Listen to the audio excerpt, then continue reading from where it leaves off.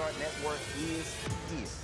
Hold no punches! I'm real revolutionary right now. Support this man, Black Media. He makes sure that our stories are told. Thank you for being the voice of Black America, Roland. Stay black. I love y'all. All momentum we have now, we have to keep this going. The video looks phenomenal. See, this difference between Black Star Network and Black-owned media and something like CNN. You can't be Black-owned media and be scared. It's time to be smart. Bring your eyeballs home. You dig?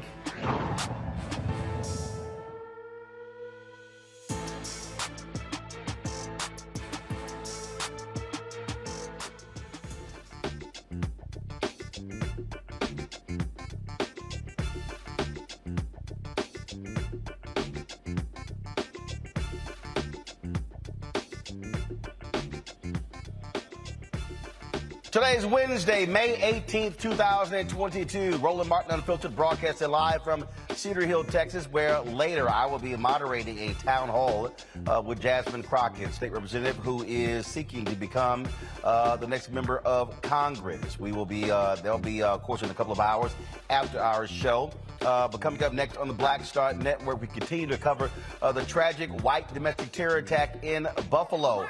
A woman says she called 911 and was rudely treated by the 911 dispatcher who hung up on her. Wait until we show you what she told a local television station. Also, Democrats are moving to establish white domestic terror offices all across the country. They're looking to pass that bill in the House. Also, Representative Lacey Plaskett blasts Republicans for advancing the white supremacy theory, replacement theory. We'll show you exactly what she said today on the House floor. Also, on today's show, we're covering election results that took place yesterday. A number of African-American candidates won their races.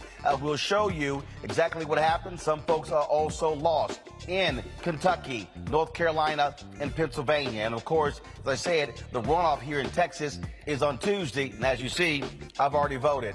Also, folks, on today's show, a former NFL player who has been dealing with massive injuries, dealing with all kinds of problems, literally is moved out of the hospital by 15 police officers. Will explain to you what happened to Lacey Leonard. It is a shocking, shocking story as he continues to battle his post-career injuries. Also on today's show, what's up with this white woman out of Virginia who literally says that her biracial son is stopped doing his chores and she's suing because of critical race theory? These white folks have lost their mind. I told y'all. Plus, Marvin Sapp stops by to talk about his new CD. Folks, it is time to bring the funk on Roland Martin Unfiltered on the Black Star Network. Let's go. He's got it. Whatever the miss, he's on it. Whatever it is, he's got the scoop, the fact, the find. And when it breaks, he's right on time and it's rolling. Best believe he's knowing. Putting it down from sports to news to politics. With entertainment just for kicks, he's rolling.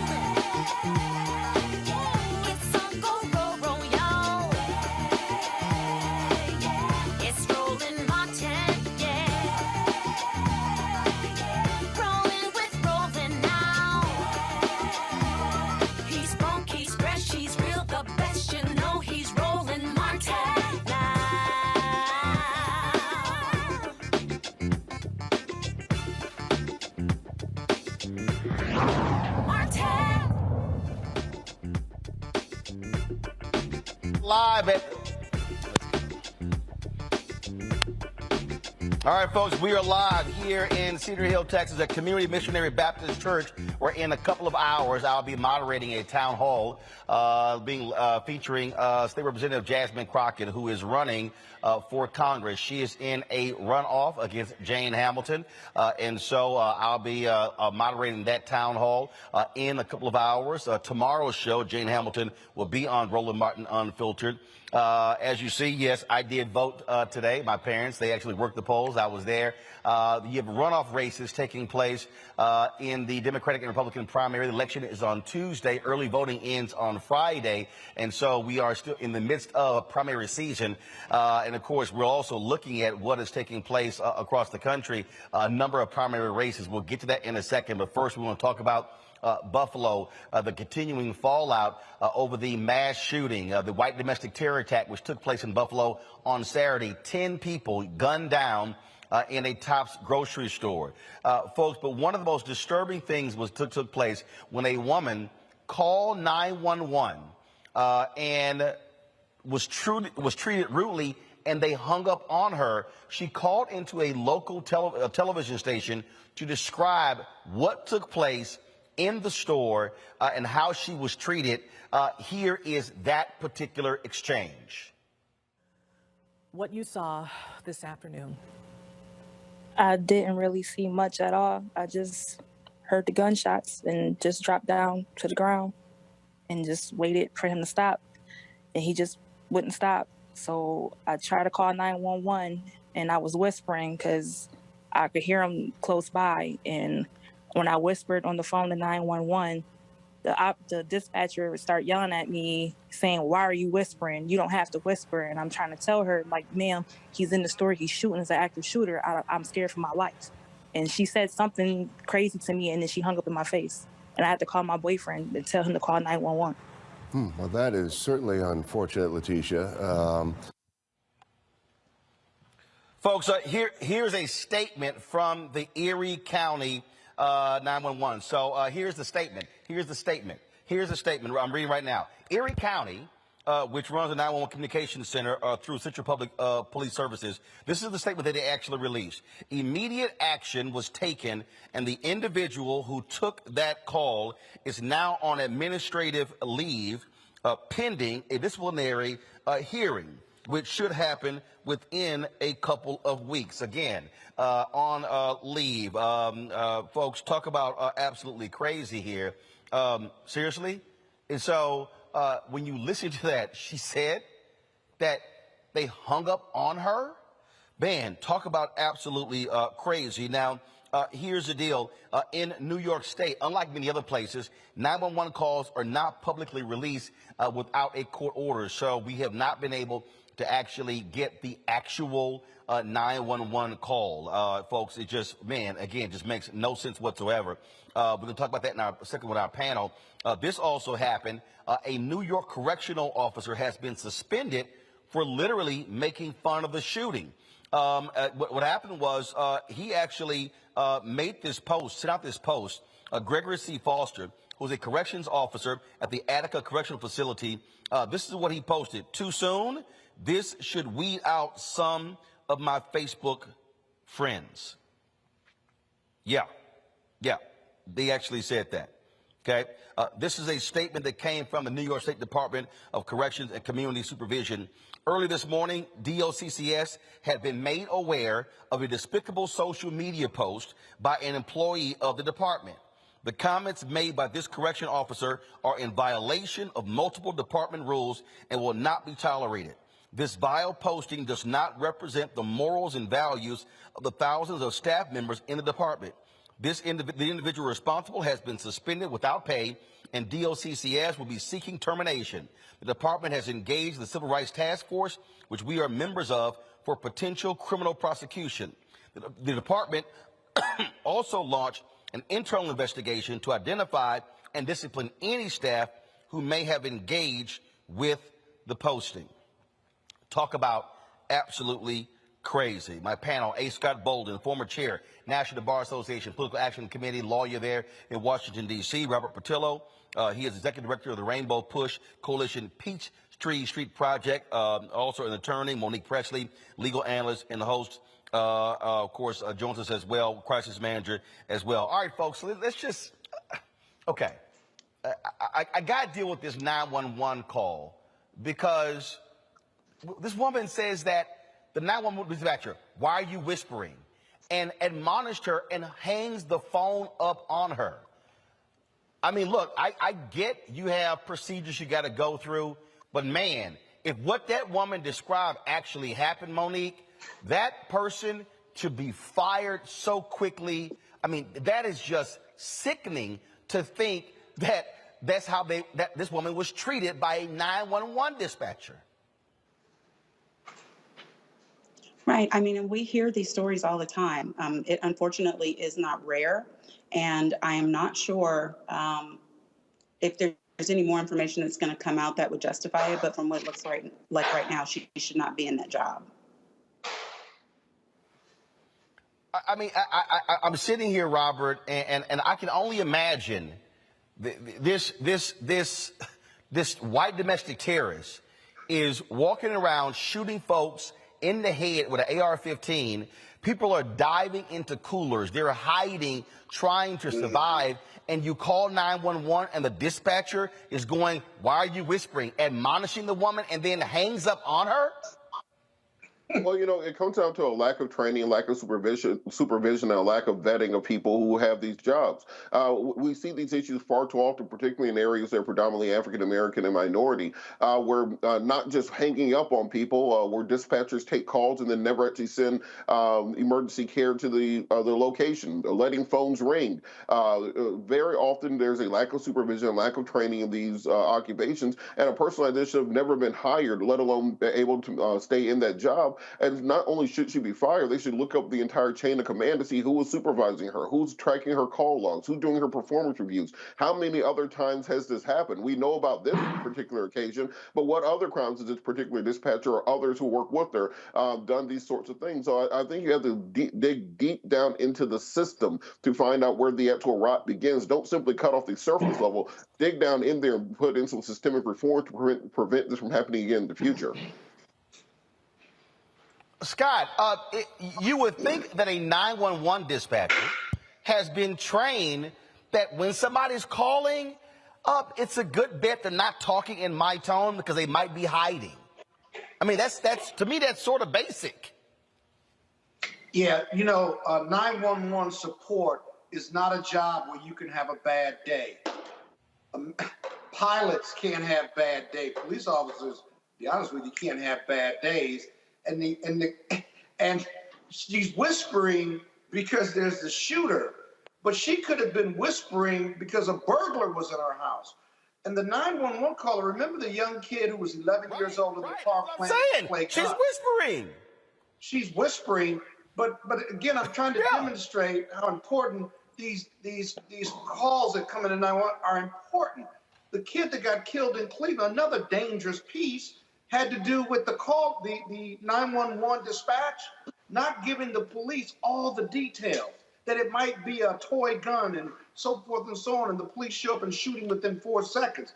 That's the police fault, but the dispatch is also responsible. They can't have bad days, and whether they were trained or not, they've got to implement their training every day, because it's the first calm voice you hear, should hear, when you're in trouble or you're in danger. That voice has got to comfort you, but send help right away and get the details and send the details right away.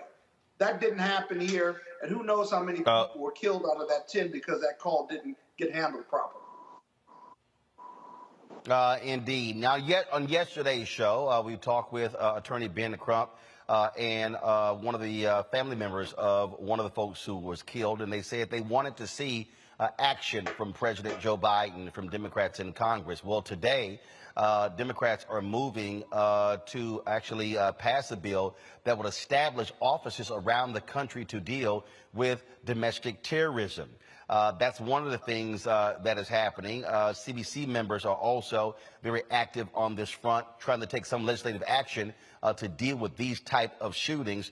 Today on the floor, Congresswoman Stacey Plaskett of the U.S. Virgin Islands did not hold back, and she did what President Biden wouldn't do. That is, she was specific in calling out Republicans for advancing the white supremacist replacement theory conspiracy that this white domestic terrorist wrote about in his manifesto. This is what she had to say on the floor of the U.S. House today. Speaker, this Sunday in the state in which I was born and raised, New York, a man drove 3 hours and 200 miles to terrorize members of a local black community. This man shot 13 people, 11 of which were black. This was not a random act of violence. This was domestic terrorist attack, was an act of hate ignited by replacement theory rhetoric that is fueled by white supremacists, Fox News, and indeed some of my Republican colleagues. This false, ignorant, race-baiting theory called the Great Replacement has been used in multiple race-based domestic terrorist acts, including the synagogue attack in Pittsburgh and the El Paso shooting attack in 2019. There are a number of my Republican colleagues who spew this vile and venomous rhetoric. The silence of Republican leadership and their ranks in condemning this rhetoric that is not just ripping our country apart, but contributing to the death of Americans, that shows that they are no longer the party of Lincoln or even the party of Ronald Reagan. I yield back. Well, that's exactly how you should do it. That's exactly how you should do it, Robert Patillo. Again, people were talking about they want to see things happen. Democrats are trying to move in the House to establish these domestic terror officers. Your thoughts on that? Well, you know, I think we have to dive a little bit deeper into great replacement theory because people, for some reason, think this is a new idea. I first heard this from David Duke in 1988 when they started talking about birth rates in the white community. This was after Reagan passed amnesty in 1986. So the whole concept is that the white race is not reproducing at a sufficient rate, not just here in America, but also in Northern Europe, to replace themselves generation over generation. And because of that, they are slowly dying out as a group. This is why during the Republican convention in 2020, we kept hearing them talk about Western civilization because it goes deeper than simply America. They are fighting for what they believe to be their legacy as white people on this planet. And if you look at the numbers, in 1960, white people made up 90% of the U.S. population. In the year 2000, they made up right around 70% of the United States population. The last census, they make up 57% of the U.S. population. And originally, people thought the singularity date when white people would become no longer a majority was going to be the 2040s, and now it's projected to be about 2036 when they will drop under 50% of the United States population. So almost all Republican policy over the last 3 decades has been based upon this conceptualization of slowing down this singularity event where they will no longer be the majority. Why are they fighting so hard to repeal abortion? Well, they need white women having more babies, and they can't have them having more babies, so they're out here on birth control and having abortions. Why are they trying to build a border wall? Well, because when you're having 200,000, 300,000 immigrants coming to the country every month or so, it speaks of that pace of them being dying out in this country. Why do they fight so hard against African American rights? Why do they do mass incarceration? Well, try to keep those population numbers down in the black community. For most of our lives, all of us on this panel, black folks have been between 13 and 15% of the population, not growing at the rate that was initially anticipated if you go back to some reports from the 1960s. So everything in Republican policy is based upon this idea. Indeed, the entire casus belli of the GOP right now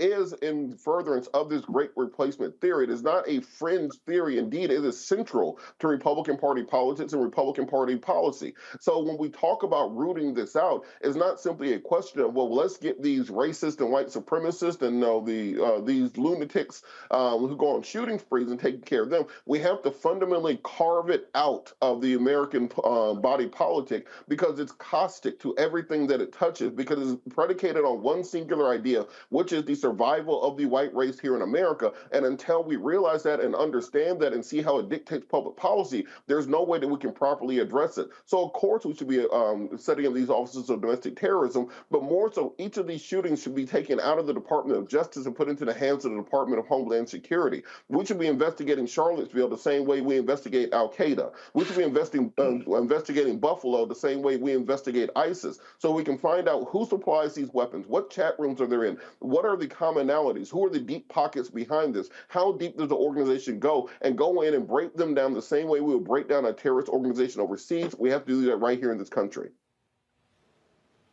Well, part of the problem, Scott, is when you have that, which is one of the reasons why Representative Plaskett said what she said, when you have Republicans who just refuse to even say anything about it. The folks at Raw Story actually questioned a couple of senators. One of them was Texas Senator John Cornyn. I'm here in my home state.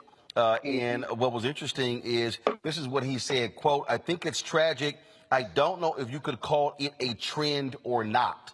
Now, this is somebody who was on his way to a closed-door intelligence briefing. Now, keep in mind, you had the white supremacist attack that took place in El Paso, 2019, 23 killed, 23 injured. We saw what happened in Charlottesville. We saw what happened January 6th. Then we also, of course, saw what happened in Charleston, South Carolina at Mother Emanuel. We saw just what happened in Buffalo. And this is what he said. It's just a cop-out trying to blame this on. I mean, it's violence committed by either criminal people or people who are deranged. Now, this is the former Chief Justice of the Texas Supreme Court, former Attorney General, now United States Senator. He said, and if people want to put that in a pigeonhole or category, whether it's hate crime or whatever, it doesn't make it any less evil. Now, Senator Ron Johnson, Republican from Wisconsin, this is what he said. He actually had a problem with the question itself. He said, quote, I think it's awful. I think it's grotesquely divisive. Okay. What it is the media's showing themselves for who they are, which are advocates for the radical left. And they're just trying to cover up for Biden now. Oh, who is Ron Johnson? The most recent chair of the U.S. Senate's Homeland Security Committee. This is why I keep saying, Scott, that if Democrats lose the Senate, these are the people who are going to be in control of the Senate. If Democrats lose the House in November, you're going to have crazy, deranged Republicans who believe in the white supremacy view of replacement theory who are going to be in leadership in the U.S. House. That is what is at stake. Well, you're absolutely right about that, but they sound like sympathizers, and they can't see a hate crime in front of their face, and they don't want to see a hate crime in front of their face. You know, I wish I could cross-examine them on each of the cases that you just named, because what do you do when you find the racist manifestos that monitors and mimics the white supremacist manifestos, even with Trump and with those senators and even those who would support January 6th? The evidence is overwhelming. What do you do with a shooter in Baltimore who puts the N-word on the length of his gun? He also has written a racist manifesto similar to white supremacists and shoots 10 black people, wounds or shoots at a white person and says, oh, I'm sorry, while he continues to go on his rampage. There is so much evidence that this was race-based. There is domestic terrorism, and it's domestic terrorism for black people. Now, if they don't want to recognize that, then everything my colleague said is manifestly true, that it is all about keeping the numbers down, keeping white people in power. And while Ron Johnson and others may not be pointing guns and going on shooting rampages, they certainly sound like, when asked that question, they sound like they're conceptually sympathizing with the shooters of these race-based shootings. Why would they ever want to sound like that? It may be in their heart, but they're not pulling the trigger. That's bad. That's really bad. That ought to motivate Democrats in the White House to call them out, and not only that, but to win the races in the midterms. Oh, it gets better, Monique. This is also what Senator Johnson said, who is running for re-election in Wisconsin. Quote, we see gangs. We see cyber threats. I mean, I think there's actually more threatening threats. I mean, there's more serious threats facing the nation than what's posed by white supremacists. Now, again, I condemn it, obviously. I guess he forgot the FBI director saying the most dangerous threat in America is white domestic terrorism. Oh, but then, of course, Ron Johnson had to go to the white Republican go-to crime in Chicago. He says, quote, now I'd be concerned about that. Again, a black-on-black crime in Chicago. Now, I'd be concerned about that. Again, I'm concerned about all violence. But I mean, I would focus my attention on where the murders are actually occurring, as if we didn't see murders in Buffalo. This is what he said. And I'll be focusing my attention on what can we do to start preventing overdose deaths. Then, of course, there is the senior senator from Indiana, where this Ross story says it, that there are more than 15 white supremacist hate groups being tracked by the Southern Poverty Law Center in Indiana. Well, this is what good old boy Todd Young, Republican, had to say. Monique, oh gosh, I'll tell you, what's on most Hoosiers' minds is inflation, border security, war in Europe. I think the president and our national Democratic leaders will be well served by finding some solutions to our most pressing challenges. Now, these are the Republicans. He's right. Who will be in? Go ahead. He's correct. That is what's on Hoosiers' minds. He knows his constituency, and they don't give a damn about us. Hold up. That's on white Hoosiers' minds. I would think there's some black folks in Indiana who probably care about the issue. Right. I mean, and we don't know how many black folks are actually part of his constituency, and are voting for him and are responsible for keeping him in office. Monique, he's a U.S. senator. All black people in Indiana are constituents of this guy. Now he may not care about them, but they are constituents. I'm talking about who he's serving, who he cares about, who he speaks for, who he's thinking about, and what they care about. And he spoke plainly about those issues, and they do not care about us. We are so dehumanized that when police kill us, it doesn't matter. We are so dehumanized that when the white supremacy and racism is in their faces and they cannot deny it, they'd rather compare and contrast and find issues that are more important than white supremacy. They'd rather find danger and threats that are more dangerous than what is happening to black people in the manner in which we're being targeted as citizens of this country. So when people like him tell the truth of their experience, their existence, their work, and their issues, I just believe them. I take them right where they are. He meant what he said, and he said what he meant. And Roland, I want to talk about this "what about Chicago" argument that we always hear from these people whenever we start talking about crime in the black community. We start talking about police brutality, white supremacy. All crime is terrible. Yes, we understand that. But there's a reason that we treat, let's say, radical Islamic terrorism differently than two white guys fighting in the Chili's parking lot. It's because there's different ways that you handle and address them. These are organized events. So the same way that we go after Al-Qaeda, that's the same way we have to go after white supremacy, because these are organized organizations. Do you really think an 18-year-old went out and bought all this equipment, body armor, front and back, level 3A, a tactical ballistic helmet, an AR-15 of multiple magazines, did tactical training and shooting, was and ordered all this stuff? Most of those things you can't even order before you're 18 years old. So clearly there's organizational backing behind what he was doing. They try to play this off as simply being one lone wolf crazy person who had a bad day, quote unquote. No, we need to find out and use all the tools in the hands of the Department of Homeland Security to find out who he co-conspired with, who helped him write that 180-page manifesto, what chat rooms was he in, what organizations was he part of.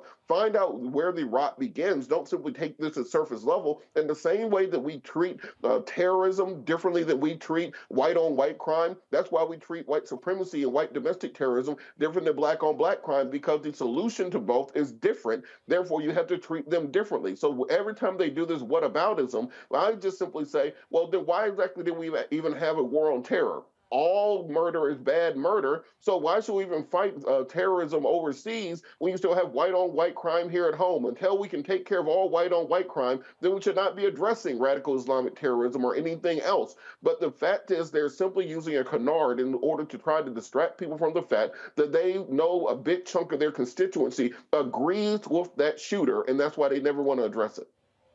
Nor do they believe in racism. Well, and this is also... You sound surprised somehow. Oh, yeah. Oh, no. They don't think this exists. White people are afraid of the race question, racism, or that being the basis for anything in America, including critical race theory that they don't want taught in the school. So I'm not surprised at that. They should be better, but they've never been victimized by racism. They don't even believe in racism. They take point by point until you get a George Floyd where they have no choice but to say that was police misconduct. Well, let me remind people, in Wisconsin, Senator Ron Johnson is running for re-election. You know what you should be doing? Booting his behind out of office. All right, folks. Got to go to a break. We come back, more of today's news as we're broadcasting here from Cedar Hill, Texas, where in about 90 minutes I'll be hosting a town hall with Texas State Representative Jasmine Crockett, who is in a runoff battle to replace longtime Congresswoman Etta Bernice Johnson here in Texas. We'll be right back. Roland Martin Unfiltered on the Black Star Network.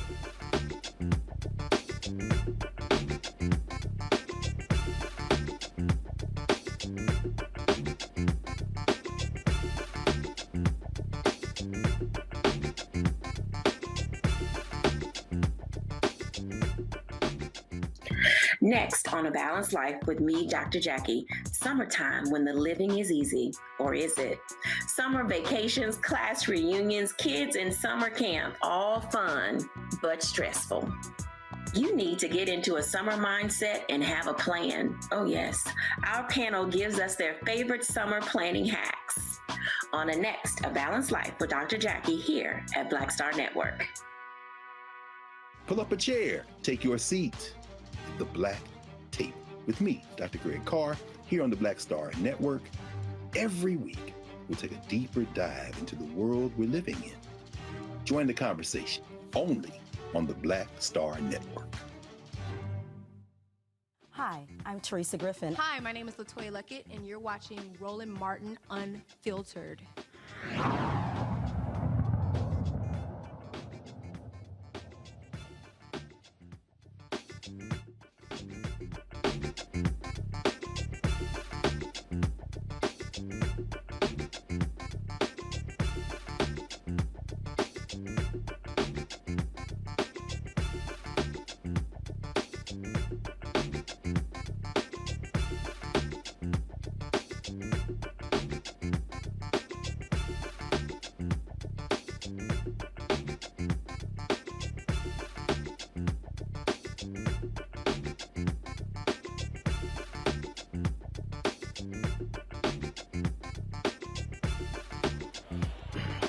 All right, folks, as I said, I'm here in Texas where there are the runoff elections from the primary taking place on Tuesday. Last night across the country, there were primaries in a number of states, of course, Kentucky, North Carolina, Pennsylvania, Nebraska as well, Idaho, Oregon, all across the country. In North Carolina, former Supreme Court Justice Sherry Beasley, African-American woman, she won the Democratic nomination for the United States Senate. She is going to face off against Republican nominee Ted Budd, who beat the former governor by 30 points for that. There'll be, of course, Budd has already been endorsed by Donald Trump. And so that is going to be a critical race that we're looking at. It's going to be a tight race. Bottom line is Beasley can win, but it's going to take a significant turnout, especially when it comes to rural North Carolina. May 24th, of course, that's 6 days from now. Beasley will be on Roland Martin Unfiltered. We'll be talking about her race. Now also, there in North Carolina, Don Davis beat Erica Smith for one of the congressional seats there. Of course, we had Erica Smith on the show. He was endorsed by retiring Congressman G.K. Butterfield. And so he goes on. Remember, Republicans changed that district. It is not a solid Democrat district, but it's also going to be a tough race as well. In Kentucky, Charles Booker. Remember, he ran a couple of years ago against Mitch McConnell. Well, he's back. He won a Democratic nomination. He is going to be facing Senator Rand Paul in Kentucky. Here's the deal, folks. Only 20.7% of all Kentucky residents voted in the primary. Don't think Booker can't beat Paul. It's about driving the ground game. That's going to be critical in that race as well. Let's go to Pennsylvania, where Lieutenant Governor John Fetterman won the Democratic nomination over Congressman Connor Lamb and also Pennsylvania State Representative Malcolm Kenyatta. Of course, Fetterman, remember, suffered a stroke on Friday, also had a pacemaker installed as well. And so he does not know who is he going to be facing, because it is an extremely tight race on the Democratic side, where Dr. Mehmet Oz is slightly leading in that race. And so we'll see exactly what's going to happen there. But in Pennsylvania, Austin Davis won the Democratic nomination for lieutenant governor. He's a brother.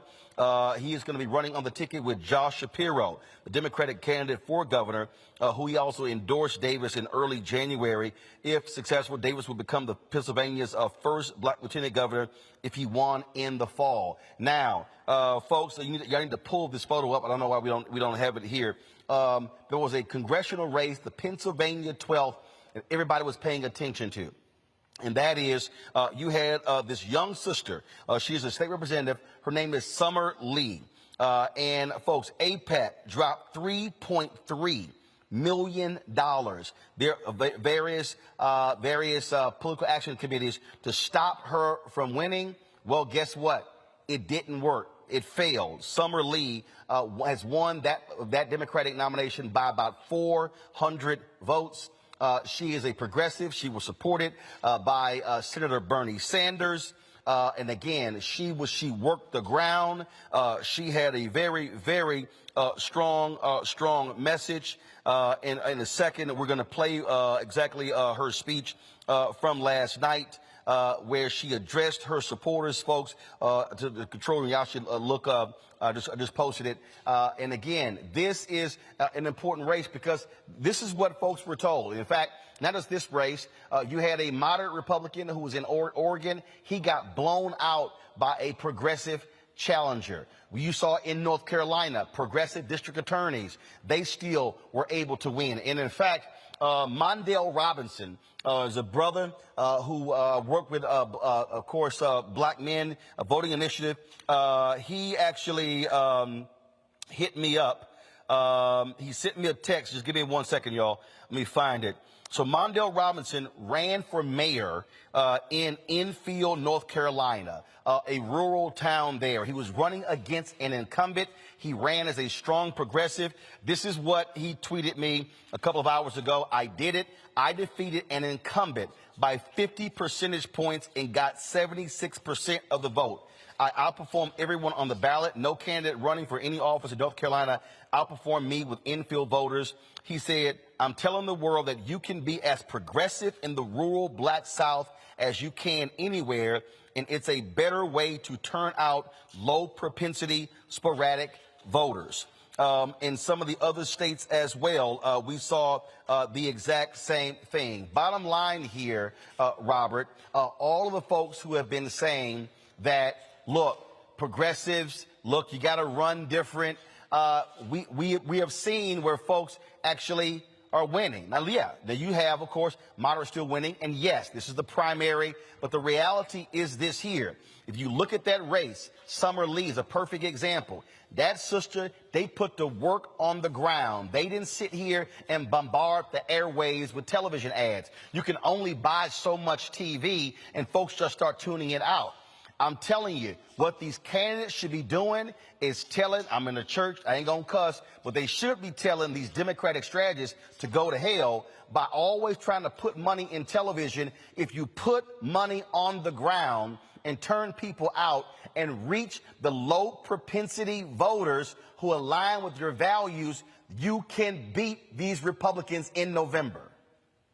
You're absolutely right, Roland. I think this is the problem that we've had with the DCCC, with the Democratic National Committee. They still want to be kingmakers. They still want to have the power behind the curtain. They still want to be able to tell people who the candidates are going to be.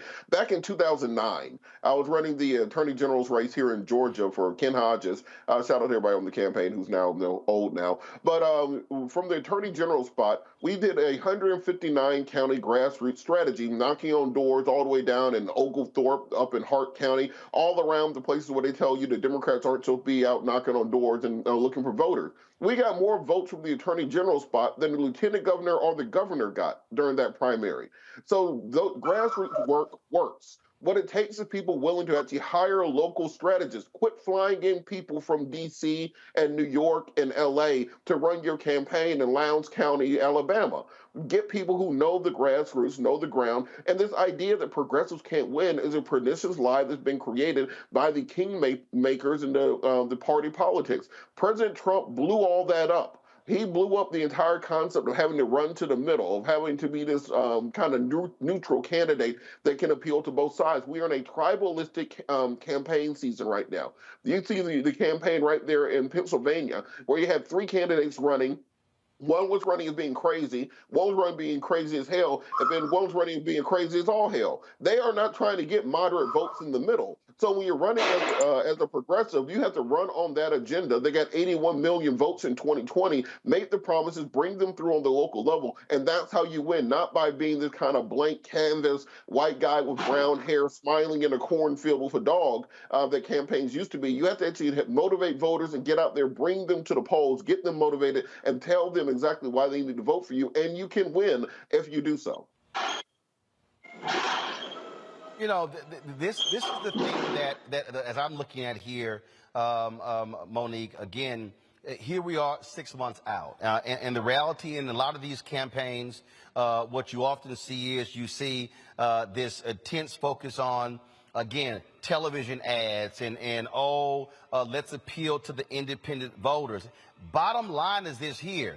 You go after the people who you likely can get out. When I was in Kansas City last week, they were talking about how their goal is to get 40,000 people. Focused, and that is to try to get local control of their police department. And again, that's just old school politics. It's looking at the numbers. It's studying the precincts. It's looking at where the turnout was, where's the best turnout, who are your likely voters. And it happens every year. And look, yeah, you can call me being selfish. It also means putting the money in black newspapers, in Latino newspapers, utilizing grassroots organizations. When you have these strategists who, frankly, you know what? They really don't care if they win or lose because they're going to keep getting their checks. Bottom line is this here. You've got to put the money on the ground to turn your voters out. And I really hope some Democrats who are running are looking at what Summer Lee did and say, how did you beat back $3.3 million of AIPAC money flooding into that particular district? I mean, and I think that's why organizations like Black Voters Matter are so successful and why people who have any sense are supporting them and supporting their endeavors as they're running these campaigns.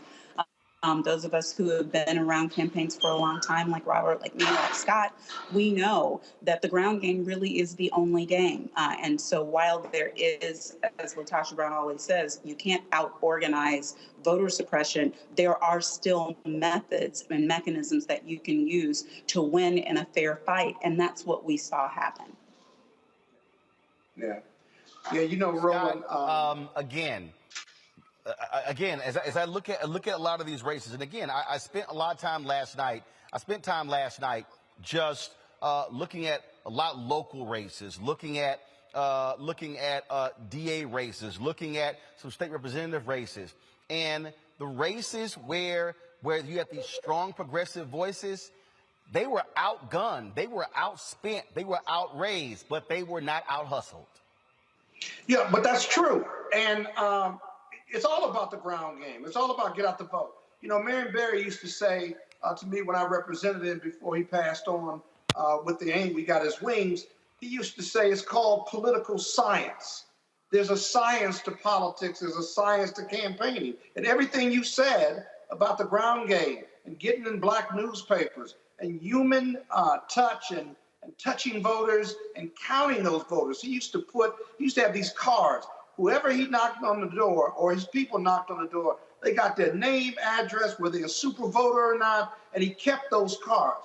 By the time his campaign came around, he knew how many votes he needed to win. He knew where those votes were going to come from. And on election day, it was about implementation.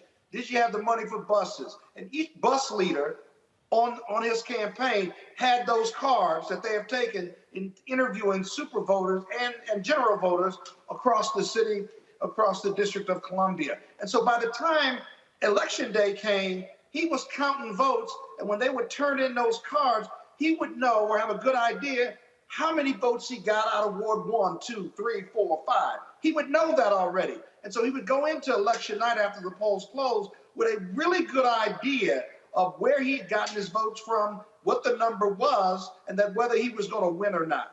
That's political science, and that's what you're talking about. And Roland, on that same point, well, and here's what's crazy, Monique. You can actually see who voted and who didn't.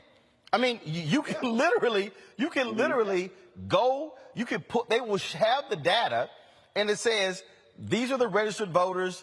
These are people who actually voted in this precinct. And so, if you've got a precinct of 800 voters and 60 voted in the last election, I'm just saying that's what knocking on those doors, that's what touching them, that's what going to them. And again, we see Sherry Beasley, again, who's the U.S. Senate candidate, she lost as the Chief Justice of North Carolina Supreme Court by 400 votes. That's statewide in North Carolina. She lost by 400 votes. Look, this race, in the Senate race, I think it's now down. I think Oz's lead is down to 1,500 or 1,400 is actually going down. Summer Lee won her race by around 400 or 500 votes. Every vote matters, but in this insane idea, because we saw this in Georgia, and I want Robert to speak to this after Monique, where, look, there was no more TV time to buy. There was no more TV time. They were sitting on millions of dollars of the Ossoff and Warnock campaign, and the Democratic strategists were thinking, let's just buy more radio and more TV. It's like, yo, you're not gonna just win by blanketing the airwaves.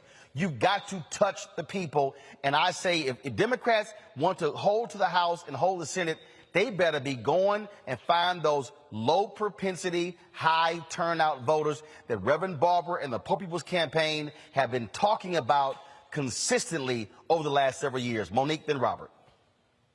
Right. I mean, there's no mystery to it. As you pointed out, we know exactly who they are. We know where they are. We know what the voting patterns are. All that information is available for what you need in order to have a successful ground game as foot soldiers. And that's where what we're always saying on the show actually comes in. Every single person can participate. Every single person does matter, not just with your vote, but with your willingness to volunteer, to get out the vote. And there's something that everyone can do. I've said before on this show, I'll say again, I was probably 10, 11. First campaign I was associated with was for Governor Ann Richards. I've been hooked ever since, but I was walking door to door. I was asking people permission to put signs in their yards. That stuff still matters.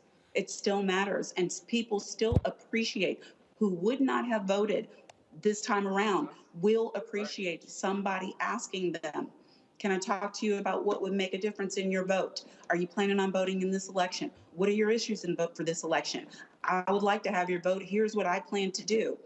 What can I do better? I mean, that's person to person. If you're in it to serve somebody, then you ought to actually care about the people you're trying to serve. And Monique's absolutely right. And Robert, I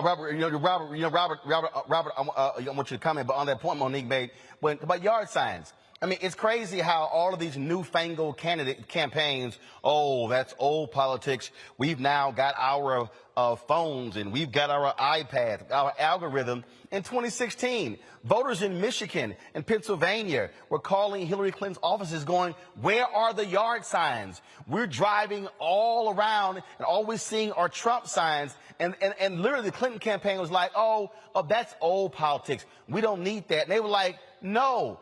Seeing yard signs builds momentum, gives you a feeling that things are building. And so all of these, and I'm telling, look, y'all know I'm a techie, okay? Again, I got 2 phones, 3 iPads, an Apple computer, but at the end of the day, politics is still basic. I need to get one more vote than you. You better use every advantage you can, whether that's technical, with digital, yard signs, flyers, I don't care, pigeons, take your pick. Everything that you can use, that's what you better use.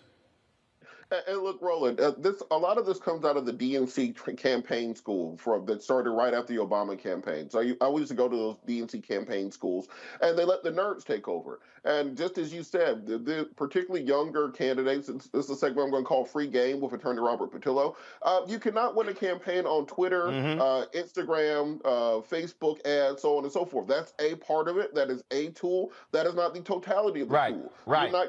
You're not going to win elections going to cocktail parties and fundraisers and meet and greets. You're going to have to go to those old folks' homes and the senior high-rises. You're going to have to go not door to door in counties you don't want to go to. You're going to have to actually wear your shoes down to the point you have to get a new pair because you put a hole in them. You actually have to have a ground team that can go door to door because particularly in local and municipal races, you can actually have the names and phone numbers of every single vote that you need to win before election day, and then on election day, you can just simply call through those lists to make sure that your voters are turning out on election day to vote for you. Let's say you're in a district where you need 1,500 votes to win. You can call 1,500 people with a team of 5 folks in one day to get them out to the polls. So put the actual work in. Quit trying to outsource it. Quit trying to use Vote Builder and algorithms and think you're going to outsmart the system. It's still going to come down to who works the hardest, and that's what it takes to win. And Roland, real quick. Well, Scott, Scott, one of the things that, Scott, Scott, 1 second, Scott, 1 second. One of the things that Robert just laid out there again about getting back to basics. When you talk about that old shoe leather, again, what Reverend Barber has consistently talked about is that there are people, low income, poor workers. They actually represent more than 90 million voters.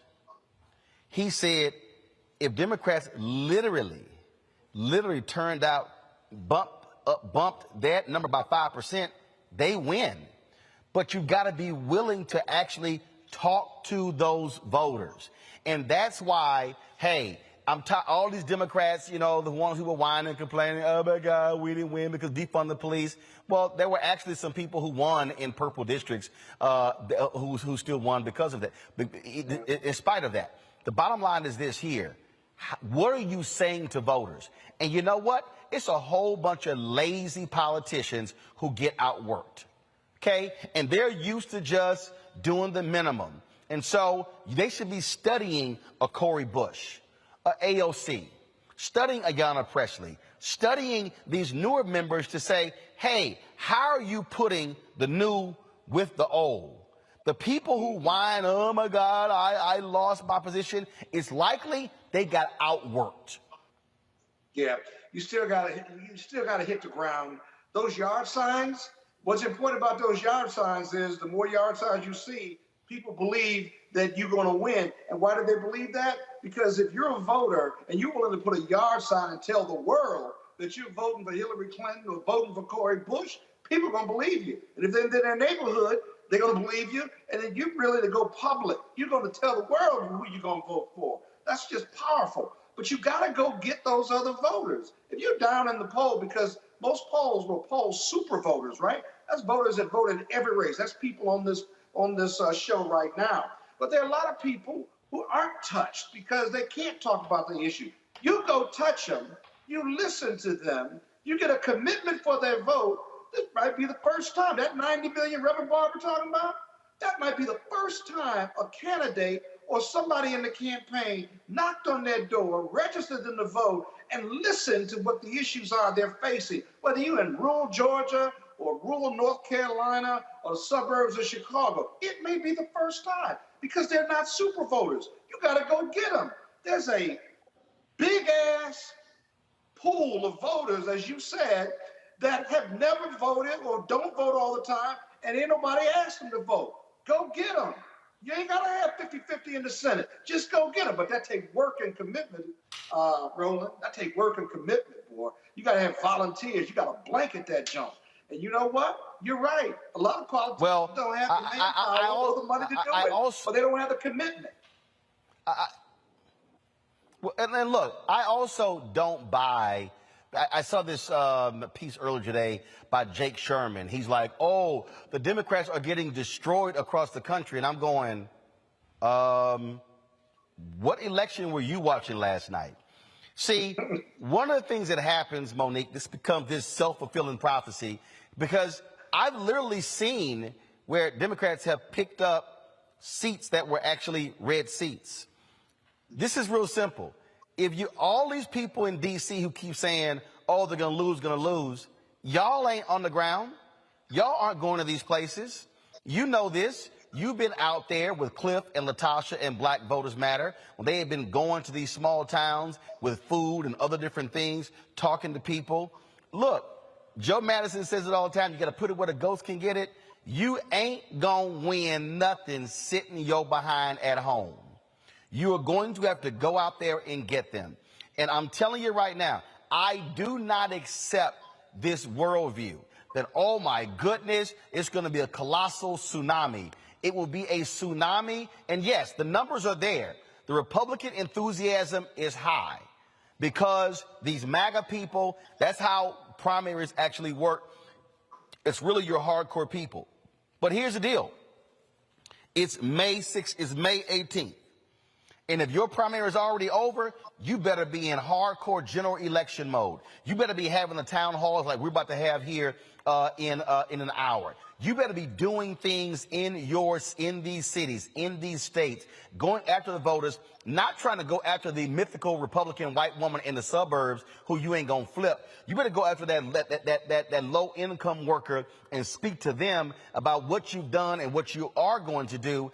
I don't believe this notion that Democrats are going to get wiped out. They will get wiped out if they don't work for people's vote. Monique, final comment before I go to break. Well, absolutely. And that's one of the things, we had a president who was a skilled master organizer, a community organizer, and that is what is necessary to get this done. People say the reason why they don't go to certain communities is because those communities don't vote. But if you go into communities, they say we don't vote because nobody cares to come in here and talk to us. So it becomes this crazy circle and cycle that the people who care about these elections have to break. I was talking to some people in Memphis, Tennessee last night, and they told me what their concerns were. And these were lawyers, Black lawyers, and they said, we're concerned about low turnout in our primaries. We're concerned about our at-risk neighborhoods, and we want vehicles to be able to increase turnout, early turnout for our voters there, and for them to know that it matters that they vote. So these candidates, that's what they have to do. And it's not as scary as you think. You ain't got to wander off into the Bronx by yourself. The goal of organizing is to turn leaders in the community. And then those leaders walk you in to that community. They go door to door with you. You have to get somebody to give you an okay in that area. When I first started going door to door, I was going from 50th to 55th Street. I knew everybody by name. That's why that was my neighborhood. And that's the way that it has to keep happening. We need to get workers in our communities, and that means that somebody who's in high places has to see the necessity of the common touch. Before I go to break, I will say this here. President Obama was good at him getting votes. He was awful when it came to his party. Now, I mean, I understand your point. Well, that wasn't the job. I was talking about being skilled organizers. No, actually, it was the job, but his DNC was awful. But Roland, his DNC was awful. Yeah, Roland, just one point on what Monique. No, actually, they could have replicated. No, hold up, Robert. Hold up, Robert. They could have replicated I know you're about to talk about they the didn't money. strip everything out of the DNC and go to. No, it wasn't the money. They stripped everything out of DNC and sent to Obama for America. OFA was one of the biggest mistakes that and individuals who were in his administration even told me that was a big mistake. But that's the past. Okay, Robert, go ahead to final comment. Then I got to go to a break. This year's votes. I got you, but no. You referenced the past. I had to go ahead and go there. Robert, go ahead. Look, just Robert, go ahead. Piggybacking on what Monique said, I tell this to people who ask me about running for office all the time, and they say, well, what about going to XYZ neighborhood, XYZ community? It's dangerous. If you're scared to go into a neighborhood, how the hell are you going to represent those people? So maybe you shouldn't be running if you're scared to go to certain parts of your district or you're not welcome there. So if you can't go talk to those people, you can't represent them. Maybe you should find another hobby to get into. Politics ain't to be cute. It's not Hollywood for ugly people. It's for servants, not for people who want to just be on TV. All right. Hey, folks, got to go to a break. We come back. We're going to talk with Lacey Leonard. Man, just what the brothers, what he is going through. His wife is holding it down, but just unbelievable what this former NFL player is going through when it comes to his health. We'll tell you what's the latest thing that happened. All right. It's 3,000 of y'all watching on YouTube right now. How we got 650 likes? We should have 3,000 likes by now. Every single person who's watching on YouTube, y'all need to hit the doggone like button right now. So when I come back from this break, I should see a bare minimum 1,500 likes. I really should see 2,000 likes. Well, hit the doggone like button, y'all. On Facebook, do the same thing. We actually on Facebook today, so they were blocking us on yesterday. And so if y'all on Facebook, hit the like, hit the share button as well. Folks, if y'all want to support what we do, please, we want to hit 50,000 downloads of the Black Star Network app. And so please, download the app, Apple phone, Android phone, Apple TV, Android TV, Roku, Amazon Fire TV, Xbox One, Samsung Smart TV. If you want to support us, your dollars make it possible for us to travel to come places like this here, to cover stories around the country. We plan on hitting the ground. And we also expect these campaigns to spend money on Black-owned media like they're going to spend on these local TV stations and radio stations. But if y'all want to support us, join our Bring the Funk fan club. Send checks and money orders to P.O. Box 57196, Washington, D.C. 20037-0196. Cash App is $RM Unfiltered. PayPal is R Martin Unfiltered. Venmo is RM Unfiltered. Zelle is Roland@RolandSMartin.com. Roland@RolandMartinUnfiltered.com. We'll be right back here in Cedar Hill, Texas on Roland Martin Unfiltered on the Black Star Network.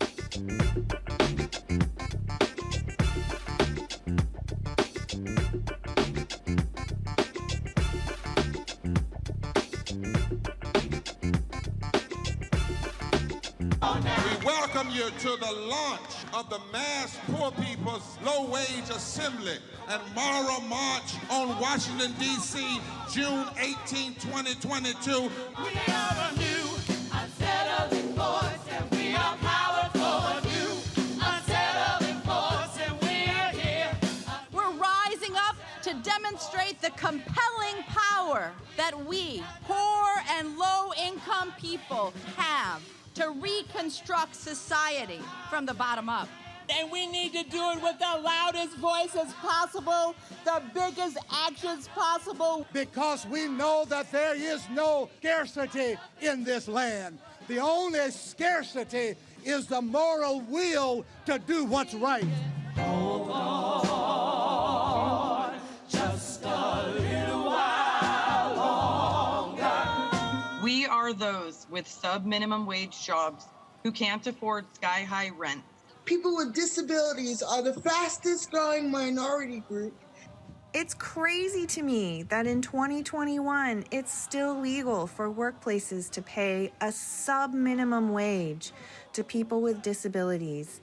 There are still so much trial and tribulations that we go through as Indigenous people. We can't get a decent wage to sustain ourselves, nor can we get adequate housing. Veterans across this nation say enough is enough. We can't pat essential workers on the back on one day and then cut their health care the next day. Health is a political choice. What more do I need to do to prove that my voice is just as valuable as anyone else's? There are still forces in denial that would try to slow walk our transition to a clean economy and a just future for us all. We have an immoral system run by immoral people.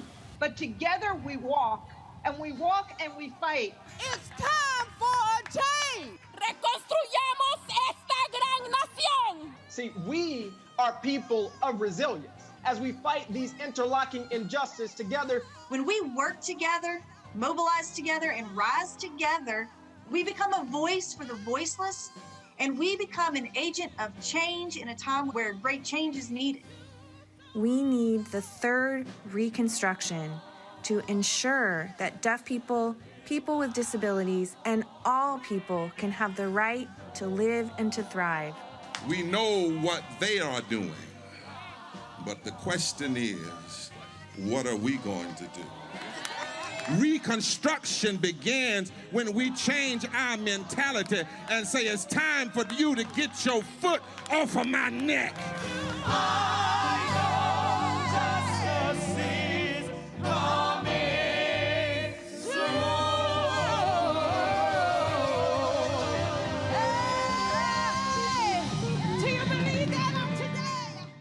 Hi, I'm El DeBarge. Hey, yo, Peace World. What's going on? It's the Love King of R&B, Raheem Devon, and you're watching Roland Martin, Unfiltered.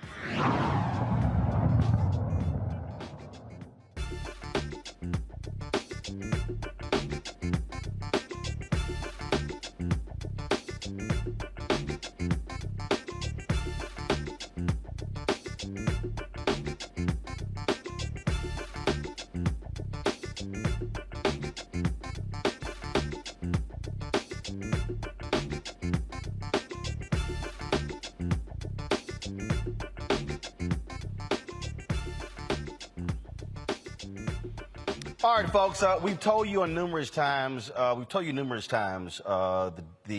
trials and tribulations that former NFL player Lacey Leonard has been going through when it comes to his health. His wife Lacey has also been with us as well.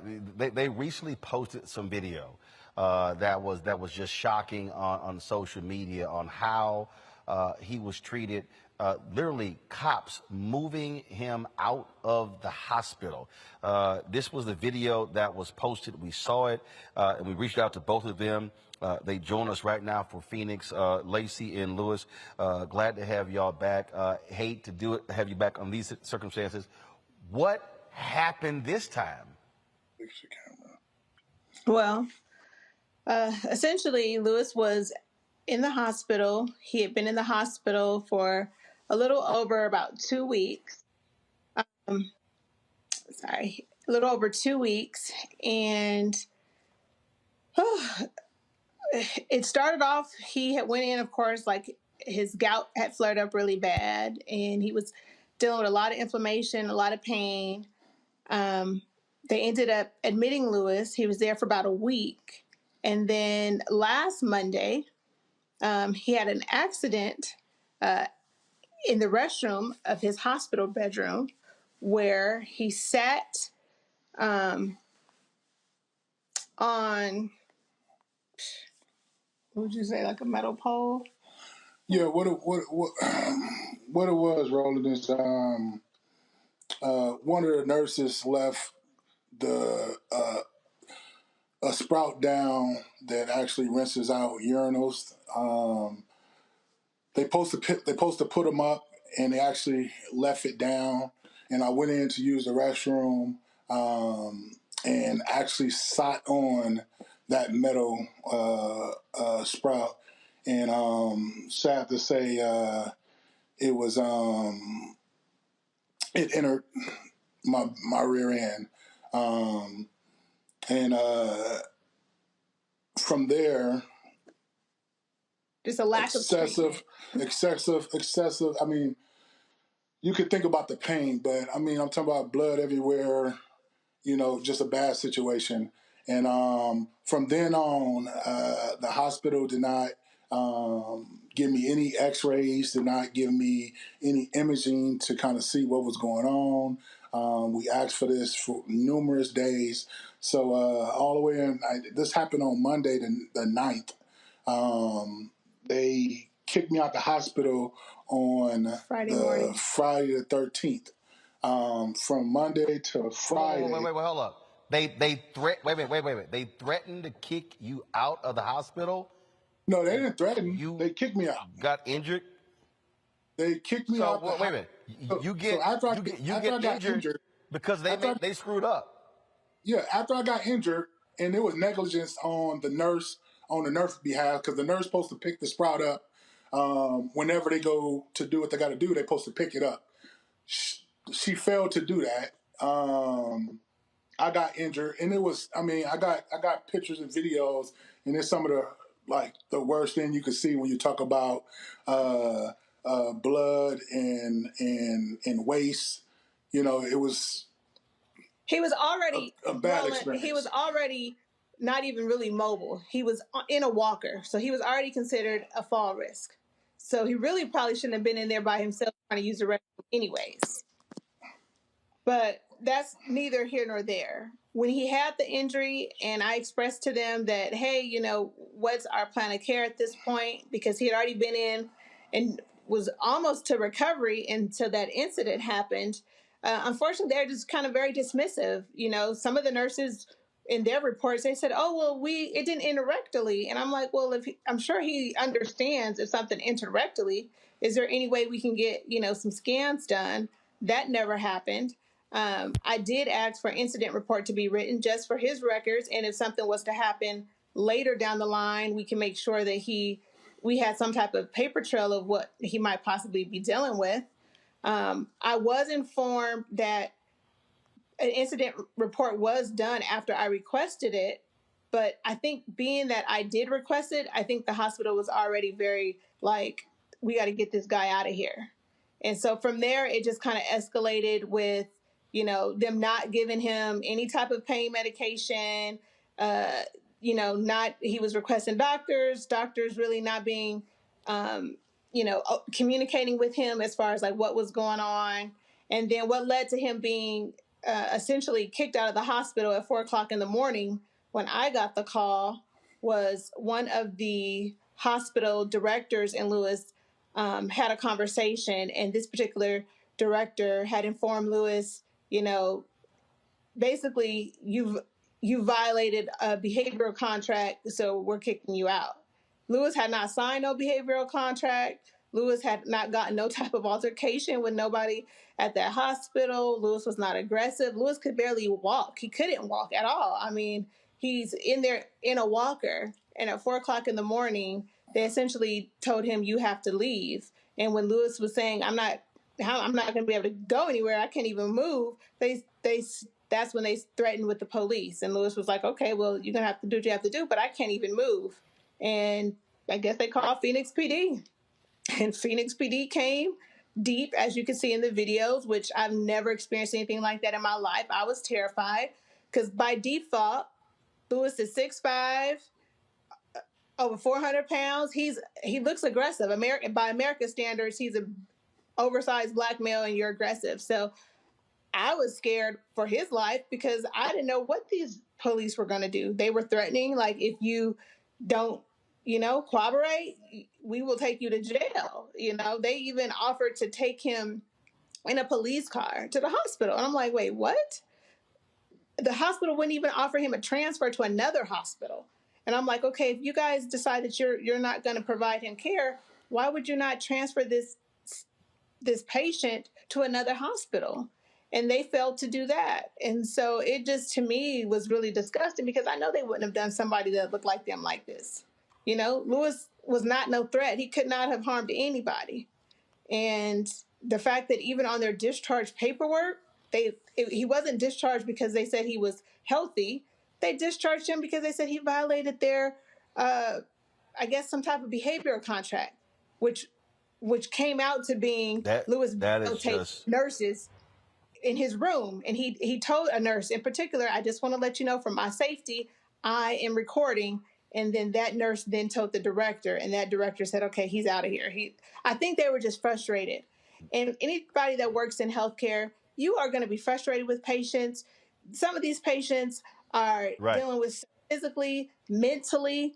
That's something I had even expressed to this hospital the week prior, and everything was just kind of left to the wayside. So it was something I had never seen in my life. I was just totally just disgusted by it, honestly. Racial disparity in healthcare is a thing. Reach out to the hospital.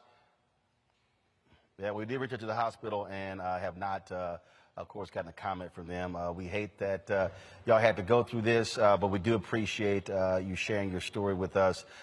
Lacey, thank you so very much. Lewis, thank you so very much. Lewis, I can't tell. Are you wearing an Omega hat on my show?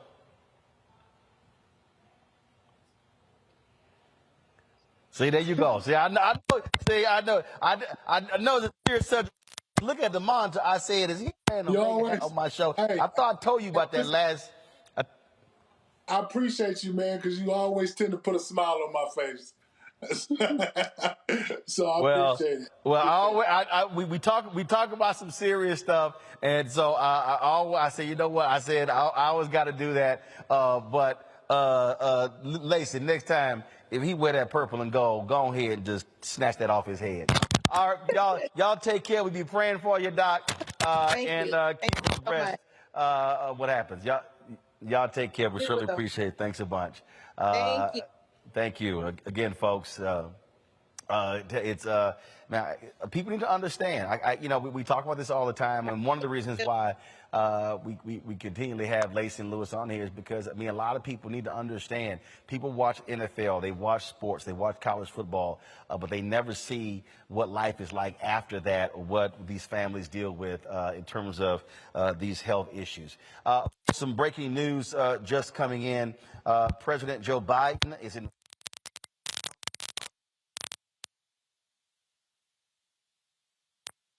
They said they lost my mic. Hey, y'all still hear me?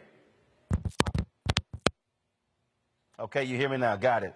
Again, some breaking news here. President Joe Biden is invoking the Defense Production Act to address the nationwide shortage of baby formula. The part of the problem here is that only four companies essentially dominate baby formula in America.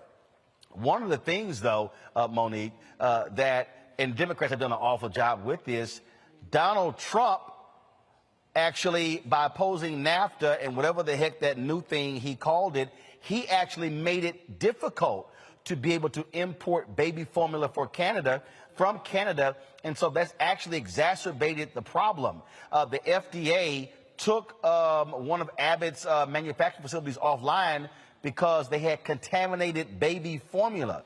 This is what happens in a country when you only have four companies that are dominating a market. If one goes down, you're absolutely screwed. And so we've seen all of these different stories, Republicans blaming the baby formula problem on President Joe Biden. No, blame it on the companies who screwed up, who were actually sending out a baby formula that was actually making kids sick. Absolutely. Blame it on them.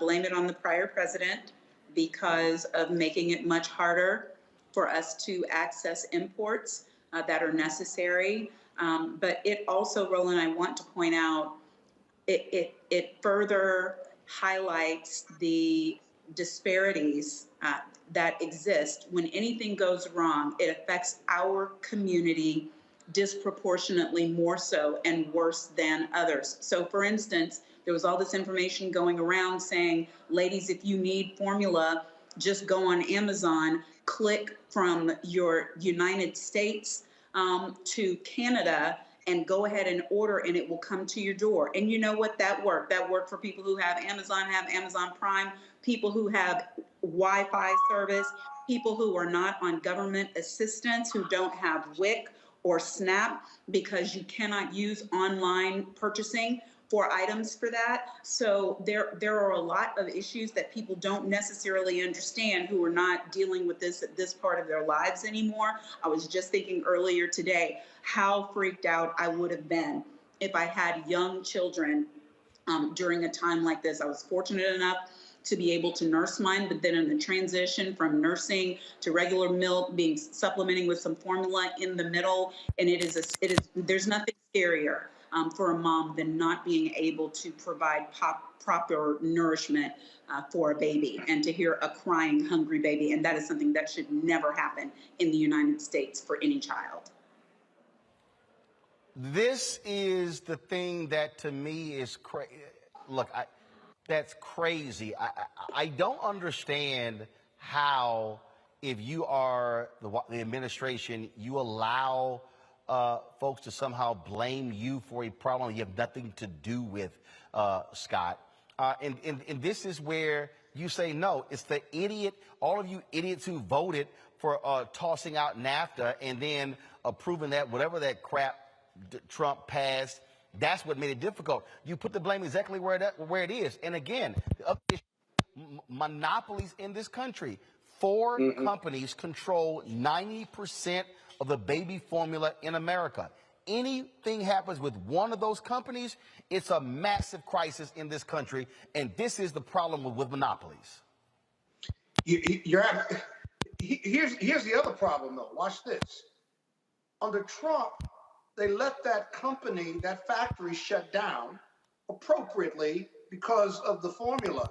But they did nothing. The regulators did nothing under these circumstances where 90% is covered by those 4 companies. They did nothing to get that factory back up and running on a timely basis in case we hit this shortage. Whether it was during COVID or pre-COVID, it didn't matter.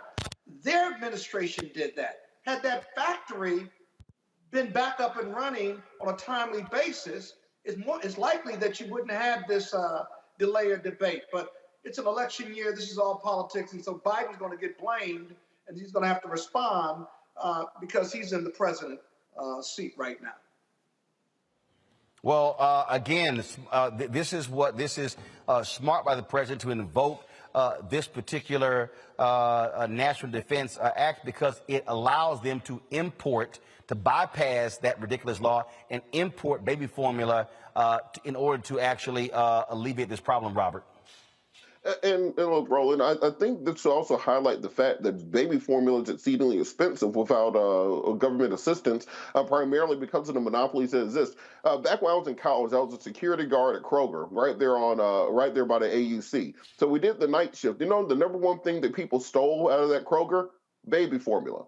And so what they would do, they would steal large amounts and then resell it because they could resell it for a premium. It was literally like a day didn't go by that we didn't catch somebody stealing baby formula. A lady ran off. One of the guys I worked with chased after her. I made $8 an hour, so I ain't chasing nobody. And she hit him upside the head with one of those big cans of baby formula, so he came back covered in powder. It was hilarious, but that's beside the point. I think what President Biden needs is a better communications team around him, because what we don't see is him being able to send out surrogates on shows just like this, to hit the late night shows, to hit all the cable news shows, so they can get the administration's a part of the story out there. You still see more pundits and more spokespeople for President Trump than you see for President Biden. So because of that, you don't have anybody carrying the message. And going into November, you have to be able to show the American people that you're putting points on the board, that you're actually doing something to address these problems, that when they're solved, they aren't just mysteriously going away, but it's because of presidential action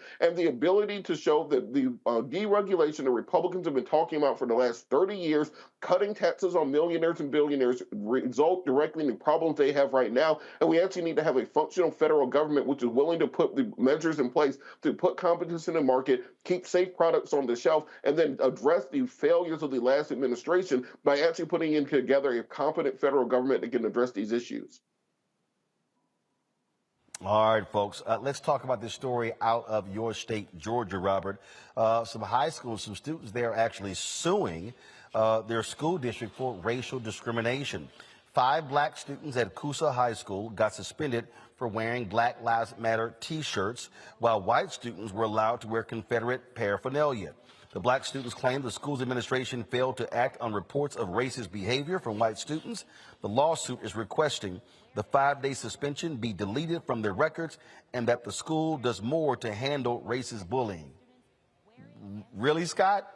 Black Lives Matter is a problem, but Confederate flags is cool. Really? It's a First Amendment issue, first of all. I've never believed it was a political statement.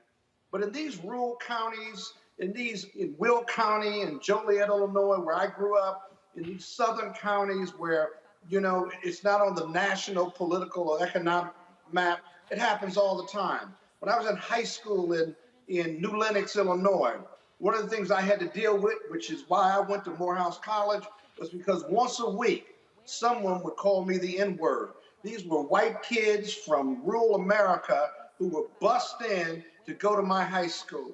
And while I went through various stages of it, and it was a Catholic high school, they couldn't understand or deal with the racism or my rage in response to it. And it went through several forms and formats.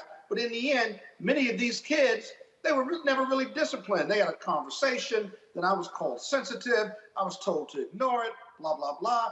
All kinds of excuses were made, which simply made no sense. And so it's these rural school districts where this is happening, they don't care what the national laws or state laws are. And it sounds like this school, the administrators don't know either. But this is a really interesting lawsuit because if they filed under the Equal Protection Clause or Equal Rights Amendment, then the regs and the activity, the facts of the case are going to be closely scrutinized by the court to see if there's really evidence of unfair and unequal treatment. If it is, you got a constitutional violation, civil rights violation, and this case, whether it's local, if you will, and it's against the administrators of the school, it's really going to be about the school district, right? And if it gets appealed, this case in and of itself, long way away, could go to the Supreme Court. It'll be interesting to watch if the school district doesn't settle. Robert, you're there in Georgia. Your thoughts? I think the school district is absolutely going to settle. And I think they're lucky that these parents are only asking for a clean record and for a change in policy and not for monetary damages. Because, frankly, in cases of this nature, we have multiple plaintiffs. You can probably file a class action against the district and frankly, go directly after the county in order to get monetary damages. So I agree with Scott that this will probably go up the ladder if it's not settled. But I think the school district understands that right now what they're asking for will be them getting off light. And if they don't end up settling with the students and doing the specific performance that they're requesting, they could end up in a monetary suit, which would be very deleterious to the school district. Monique? They'll change the lawsuit also. The right lawyer will amend it, put in the constitutional violation. Monique, your comment. And then ride it out until it can't go any further, even if they try to settle. It'd be a big case. You done, Scott? Yeah, I have one other thought, but it's your show, so I'll pass for now. I mean, man, I said, Monique, your thoughts 3 times. Oh, I didn't hear you. Honest, I didn't. Yeah, that's the problem. Okay, when you keep talking, you can't hear. Well, I'm very insightful. I'm sorry. Monique, please. Go right ahead. Yes. I agree with Robert and with the chatty one, Scott, on this. Whatever they do has to be uniform. Carrying around a flag is not the same as wearing paraphernalia that maybe the policy says that they can't wear. I don't know the specifics on what the policy did and did not say. It has to be uniform across the board, and hate speech.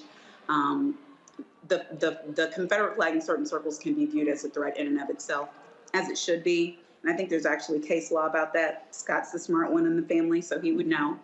It's in the fighting word language. No. He's not the smart one. No, we're not going back to Scott. We're not going back.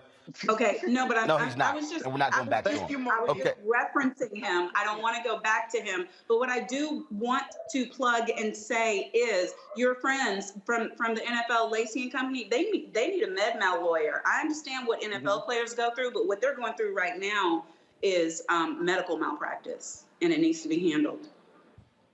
Just thought I'd add that. Okay. We'll be happy to forward them your number. All right, y'all. Let's talk Not about my number. In Ohio. Yeah, no. Or Rob, one of y'all lawyers can take it. All right, let's talk about Ohio, where some parents are upset that some whites-only signs and black-only signs were placed on water fountains.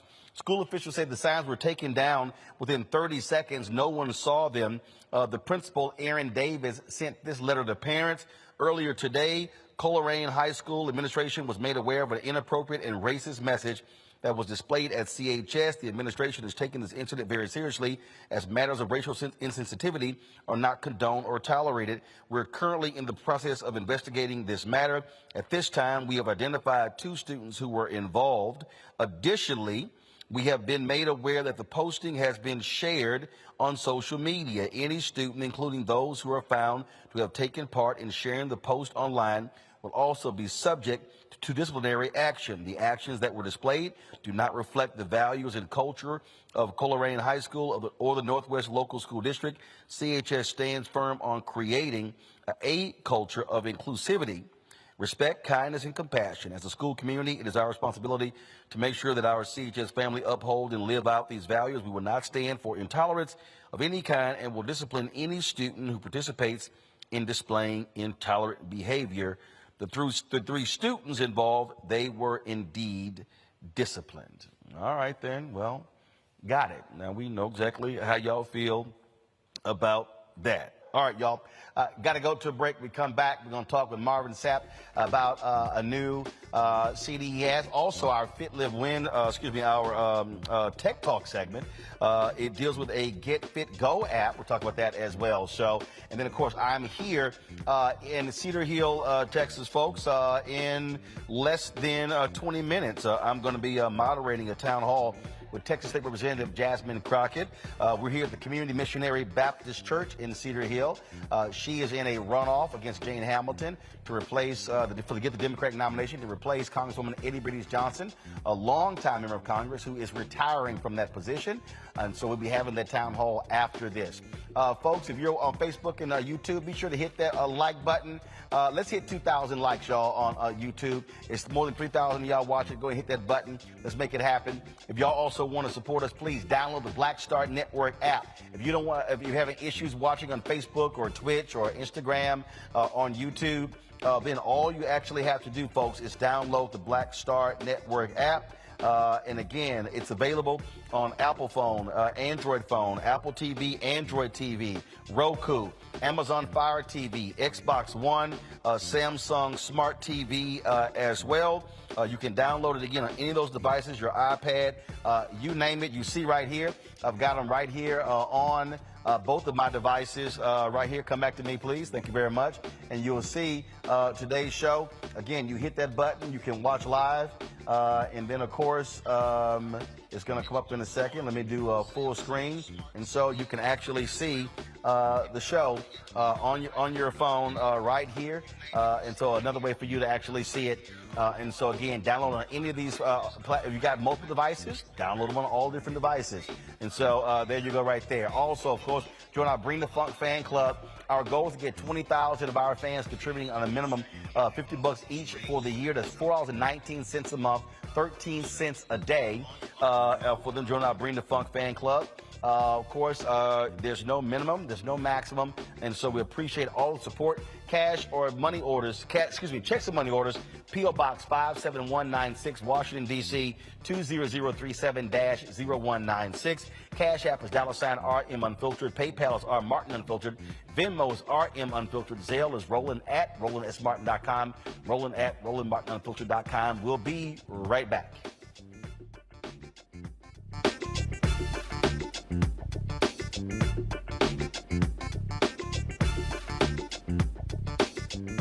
Why is it so hard to see Panther? What deal? I mean, if you go to Amazon, I think I tried. So I have a collection of That's a hard movie. They charge you $300 on Amazon. I was like, I'm not about to pay no $400 for a VHS copy. What's the deal? Man, it is interesting, Roland. It is the movie they don't want you to see. Power to the people. It's funny, I made New Jack City. You can get it anywhere. Pasta, you can see it anywhere. But a movie that says that it is not an accident that we medicated the black communities right around the time when they were getting militant, when you had the Panthers starting to organize, and people starting to vote and march on Washington. We let these communities get medicated. In fact, that comes up in The Godfather, where they say, as long as it stays in the black communities. So we asked the question, they tried to ask us questions. I asked them, the reporters when we did, I said, listen, why is it a 13-year-old boy in the hood can find a way to buy a gun, some liquor, or a church, or some crack, and yet you can't find them to arrest those people? You can't arrest that dealer. Why is that?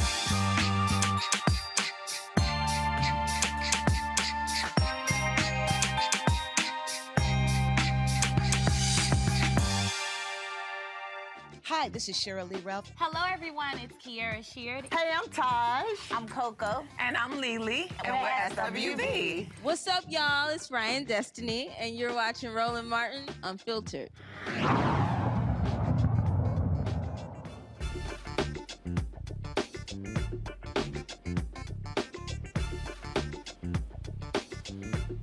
All right, folks. He is a 13-time Grammy nominee.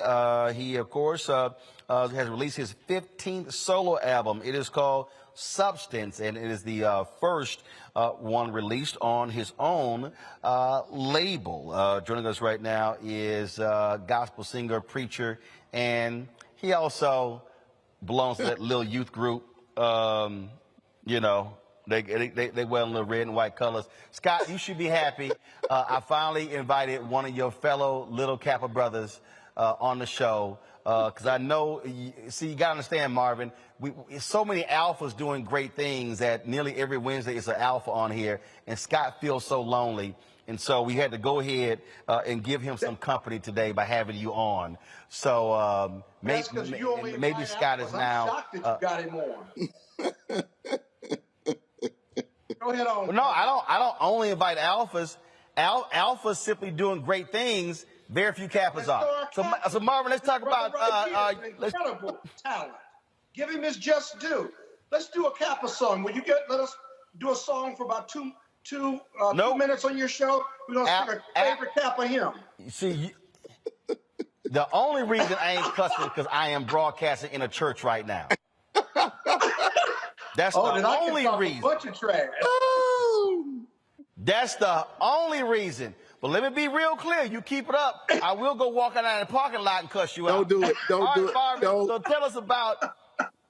Don't do it. Don't do it. Don't do it. We're gonna let him pass, Marvin. Go on with your interview. Do your interview. We'll get him later. Roland, you know I love you. Go ahead and just turn Scott's microphone off. You got to turn Scott's microphone off because he talking. Come on now. First of all, you ain't far from where I am. So are you in Fort Worth now, or you are somewhere else around the country? Well, actually, I'm home. I don't live in Fort Worth. I just passed it there, but I stay in the DFW Metroplex, and I love it, man. This is like one of the greatest decisions I could have ever made in this season of my life was to move from Grand Rapids to Texas.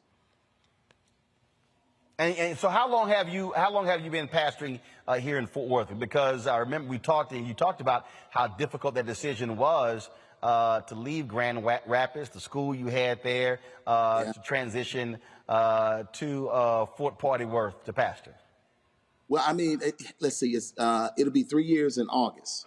It'll be 3 years in August. When I first moved, which was a trip, it was great. I mean, a lot of people thought I left, to come to a mega church, and I didn't. I moved down here to pastor a church of approximately 250 people, and the church grew in 6 months from 250 to over 1,300 active, and then COVID hit, and we transitioned, we shifted, and made sure that we were able to be, seen globally via all of our social media platforms and streaming, and we grew in spite of. So, I mean, I'm grateful. I'm thankful to be here. I'm chilling at my crib and just enjoying this 90-plus degree weather. Well, look, I'm happy to be home with 90-degree weather. I got sick and tired of those 50s and 60s in D.C. But I do want to pick up on that point that you just made because, again, you said you left to pastor a church of 250 people. We're living in an age where I guarantee you somebody's watching going, what was he thinking? I mean, why is he not leading a church with 4 or 5 or 6 or 10,000 members? Take us through that decision because, again, the average person would go, well, someone of his stature, I mean, that's beneath him. No, absolutely not. I mean, if you do a statistical study, you will find that, the majority of the churches in the country are only 75 members. I mean, so, and not only that, but, less than 1% of churches are over 1,000. So, just having the opportunity to, I don't know what just happened, but just having the opportunity to come down here and to start. Somebody watching you on the show decided to Skype you. Oh, it probably was Jamal Bryant. That was Monique. Monique. But I needed a change. You know, I had a great church in Grand Rapids, Michigan, and I always tell people that mega churches are actually they're relative, depends on where you stay.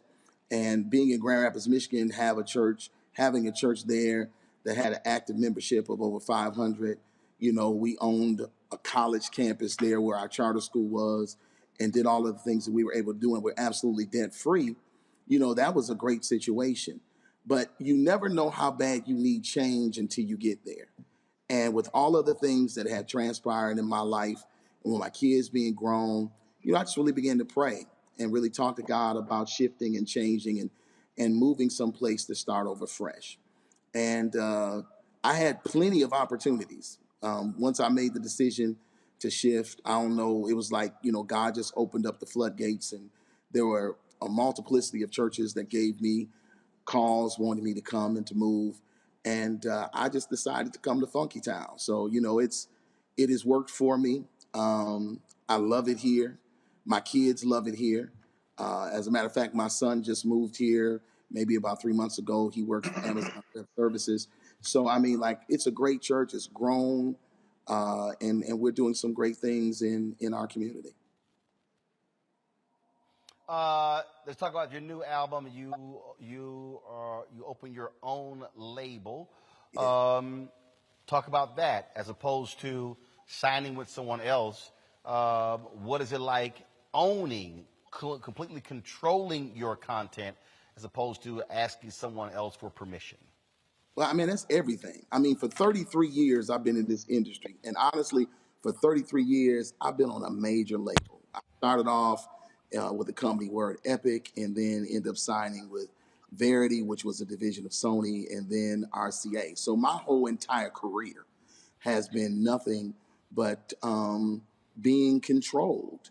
And I just said to myself, after 33 years of being in this industry and having a great base, you know, it was kind of easy for me to make that shift and that transition to wanting to be my own boss and controlling my own personal destiny, simply because of, you know, I got a good audience. So I just believe that they're going to follow me wherever I go, as long as I keep doing what is consistent musically. And that's the way I try to keep it. I try to keep it churchy and funky all at the same time. So, you know, being on this side, though, is absolutely different, because there were, when I was so accustomed to going into the studio, doing a record, turning it in, having them put together a stylist and doing all of those different things, it was easy, to be honest with you. On this side, where you control everything, you have to deal with manufacturers, you have to talk to the different companies as it pertains to Walmart, and talking to all of the different distributors of music, if they're doing a physical copy and or if they're doing digital, you know, so it's a whole nother world. Having to make sure you calculate royalty rates and things of that nature, so you know how to pay people. But honestly, it's been fun, because I'd rather be on this side and be my own boss and cut out the middleman than to be on the other side, where, you know, I was probably one of the last ones to be paid.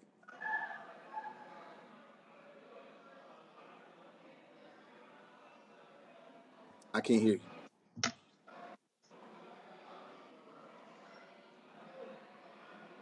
I can't hear you. Now, can you hear me now? Yeah, I can hear you now. I can't hear you now. Something just happened. I can't hear you, Ro.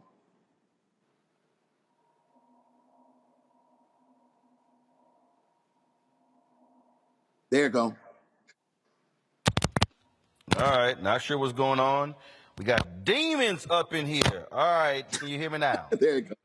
We can hear you now. All right, let's go. That's those Kappa demons. All right, Monique, you get to ask the first question, not you, Scott. I don't have a question. Pastor Sapp, thank you so much. Thank you for everything. God bless you, sir. God bless your life. Thank you for everything that you have meant to the gospel community, to this world. You've been a blessing in my life and the life of so many others, and I'm just thankful for all of your latest accomplishments. Thank you. I appreciate it. I do. Thank you so much. Robert.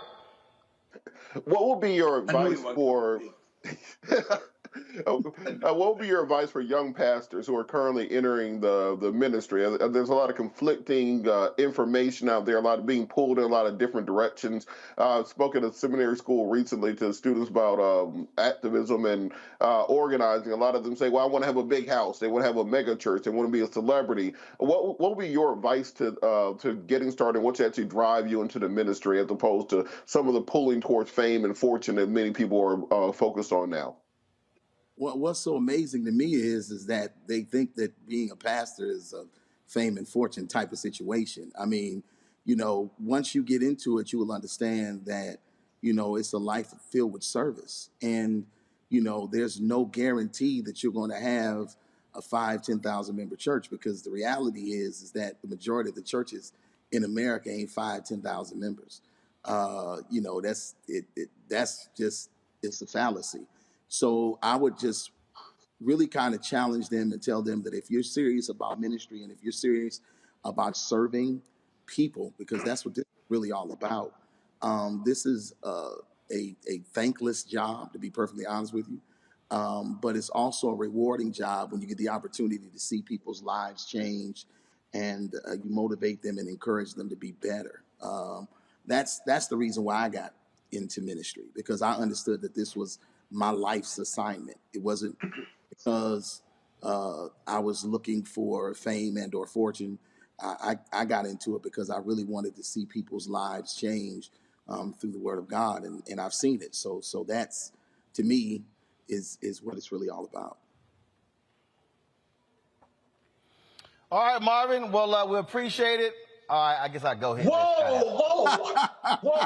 I got a question. No way.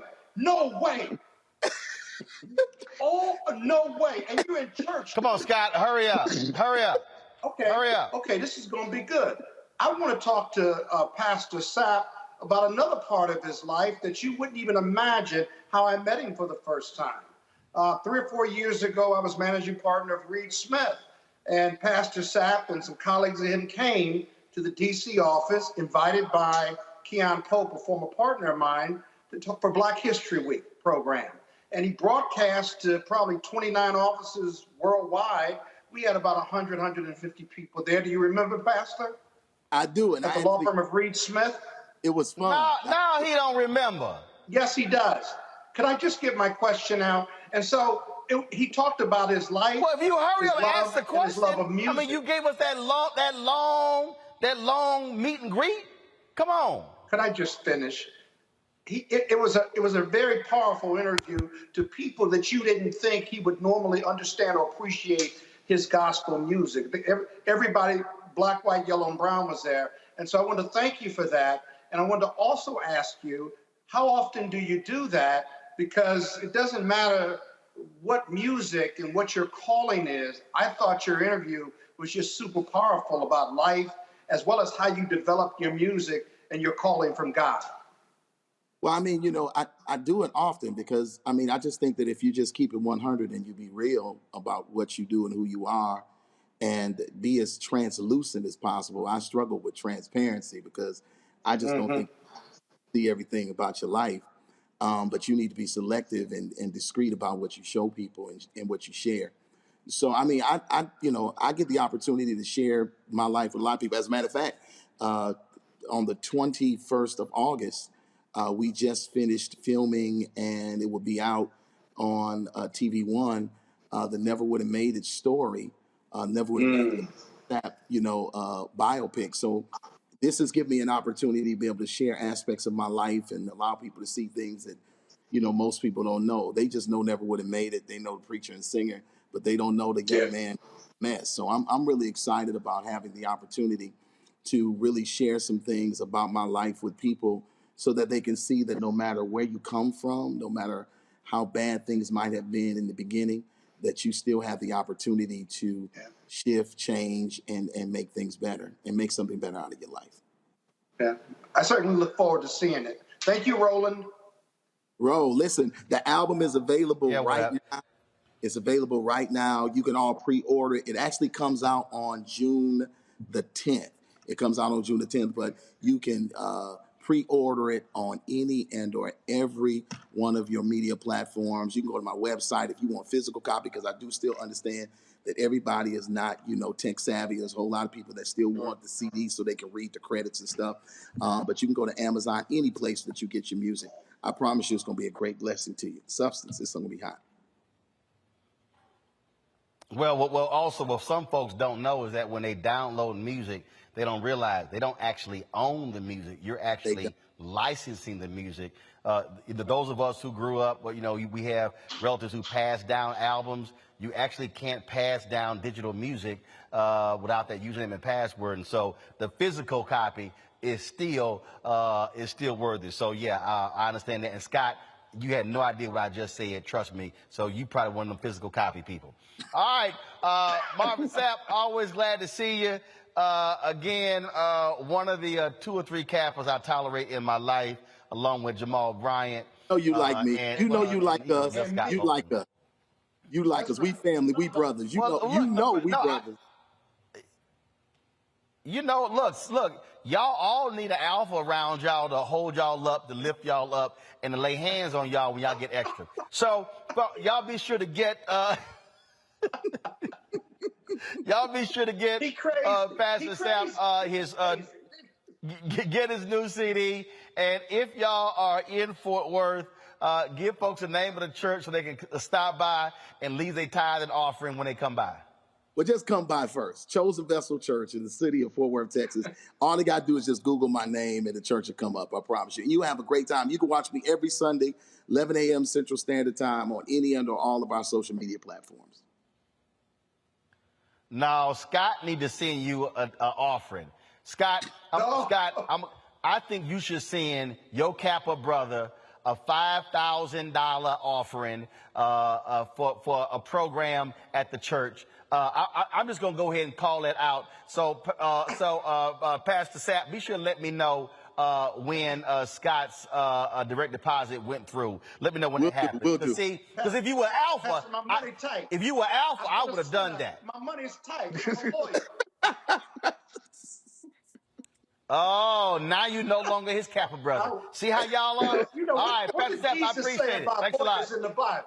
I love y'all, man. Take it easy. Lawyers, or was that the tax collector? The tax collector, Jesus spoke ill of, didn't it? Scott, you ain't read your Bible in about 25 years. Yeah, but I know that. Thanks so much. I know that. I'll talk to you later, folks, man. I got to go to a real yes, sir, I appreciate it. Real quick break. We come back to Tech Talk for our final segment on Roland Martin Unfiltered, the Black Star Network, broadcasting live from City Hill.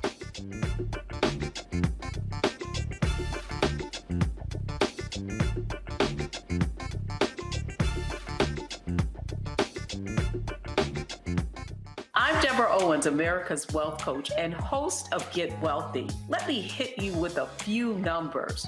African Americans spend 9 times the amount on ethnic beauty products and yet only own 1% of the beauty supply stores. It's an $18 billion industry. On the next Get Wealthy, you're gonna learn and hear from a woman who's turning this obstacle into an opportunity. We literally take you from A to Z on all of the things step by step you need to have in place to open and run a very successful beauty supply store. That's right here with me, Deborah Owens, host of Get Wealthy, only on Black Star Network. Yeah. Hey, I'm Antonique Smith. What up, Lana Well, and you are watching Roland Martin Unfiltered.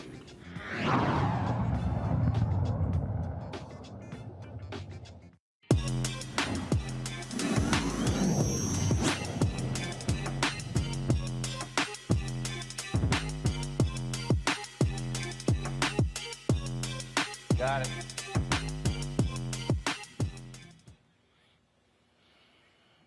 All right, a lot of people are intimidated by fitness apps, things along those lines. They see the hard bodies and all this sort of stuff along those lines. So my next guest actually created this app called Ready, Get, Fit, Go. It is targeting folks who are plus size and also fitness newbies. Chamara Bentley experienced her own health transformation and wrote a book called How to Lose Weight Fast When You Lack Motivation. She joins us now from Cleveland, Ohio. Chamara, glad to have you. Hi, thank you for having me. What was the issue for you? And so was it you just didn't want to do it? And then what? What spurred you to get going? Well, I started off at 403 pounds, and I was just at a really low point in my life. And I was so sick and tired of feeling how I was feeling. And I knew I needed to make a change. So it's just like one day I said, enough's enough. And I got up and I just was doing some workouts. I did discover that because I was overweight, my body wasn't able to physically do the kind of moves that I was trying to do. So that's when, I started just like making my own workouts, and that's where I just started. So on your app, you focus on low intensity workouts. Again, a lot of people, they jump right into it, but they really aren't physically able to do so. And so it's because of what you experienced, is that how you tailored your app? Yes. Basically, I wanted to just make workouts for people who were like me, and I just wanted, like, all my workouts are just for beginners, and so I wanted it to be easy so people wouldn't become discouraged, and they too can begin a self-love / weight loss journey as well. If this was a segment about guns, Robert Patillo would be excited. So I know he appreciates hearing about these low-intensity workouts. Robert, you get the first question. I do have a question. So we've heard a lot in the media, particularly recently, about body positivity and kind of this campaign against fat shaming. How do you kind of balance that and also convincing people that it is good and positive to start working out and losing weight and getting in shape for their own personal health? Well, it's okay to want to be healthy. I mean, obviously, I've lost 116 pounds, and I'm still plus size, but I wanted to just be a healthier version of myself. And I just want to encourage, just being healthy and happy. The goal isn't to be skinny, just, healthy. So I still love who I am. I still love my thickness. I love, everything that I do. I just want to be healthy. All right. Monique, question. Sure. Where can people get started? If they are stuck in a rut and are basically emotionally exhausted and not able to find the motivation to do anything at all, what do you suggest? You have to, it's a weight loss journey, but it's also a self-love. So you definitely have to start with like putting yourself first, and you have to change your mindset. And it's not this is a lifestyle change. So it's not something that's going to, just happen overnight. You don't have to be perfect. You just have to make the initiative to make a change. And you have to, start off slow so you don't become overwhelmed. I feel like that's where a lot of people end up, kind of not succeeding or wanting to give up because they're so overwhelmed with just wanting to just make a big old change.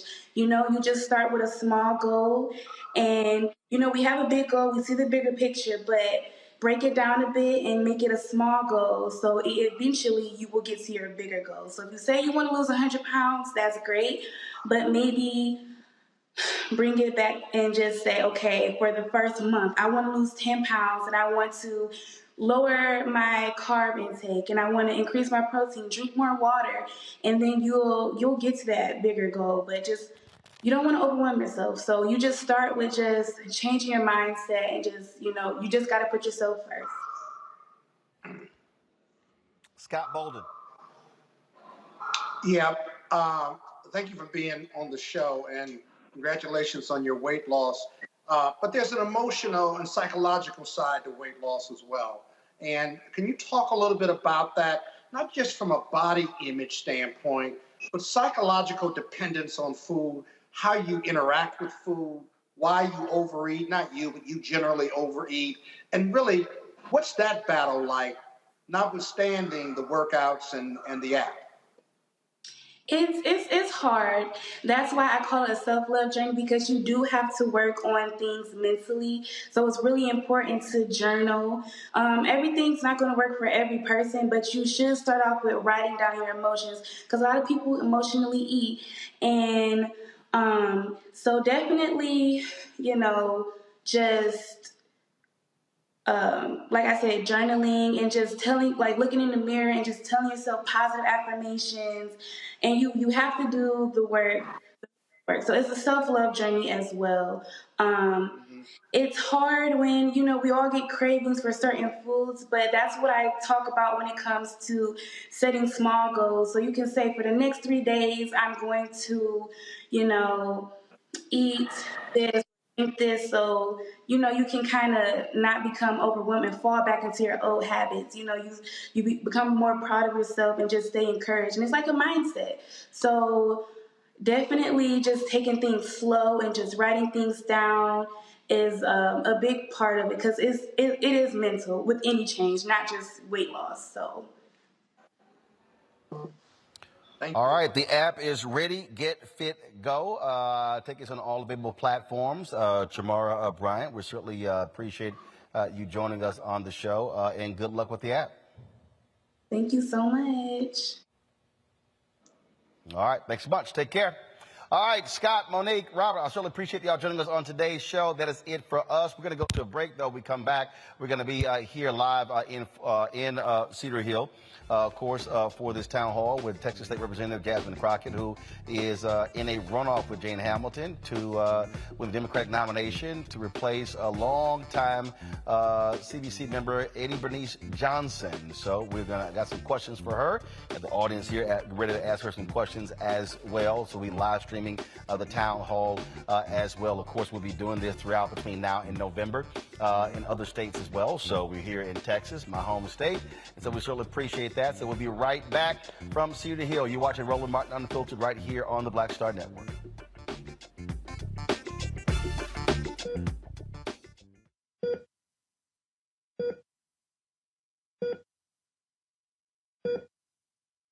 A few years ago,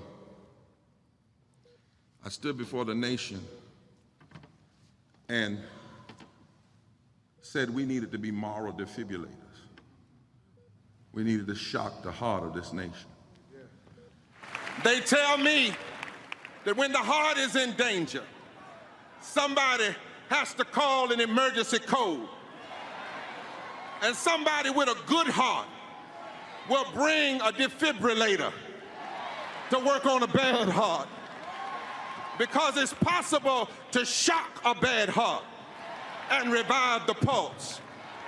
In this season, when some want to harden and stop the heart of our democracy, we are being called, like our foremothers and fathers, to be the moral defibrillators of our time. But when I look at now how in the middle of a pandemic, we still don't have the conscience to do what ought to be done when it comes to COVID relief and health care for all. This is the answer to these 14 points.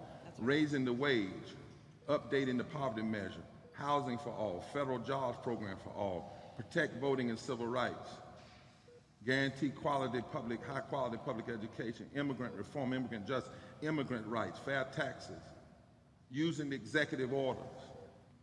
When we look at all these things, I'm convinced that we need a heart transplant.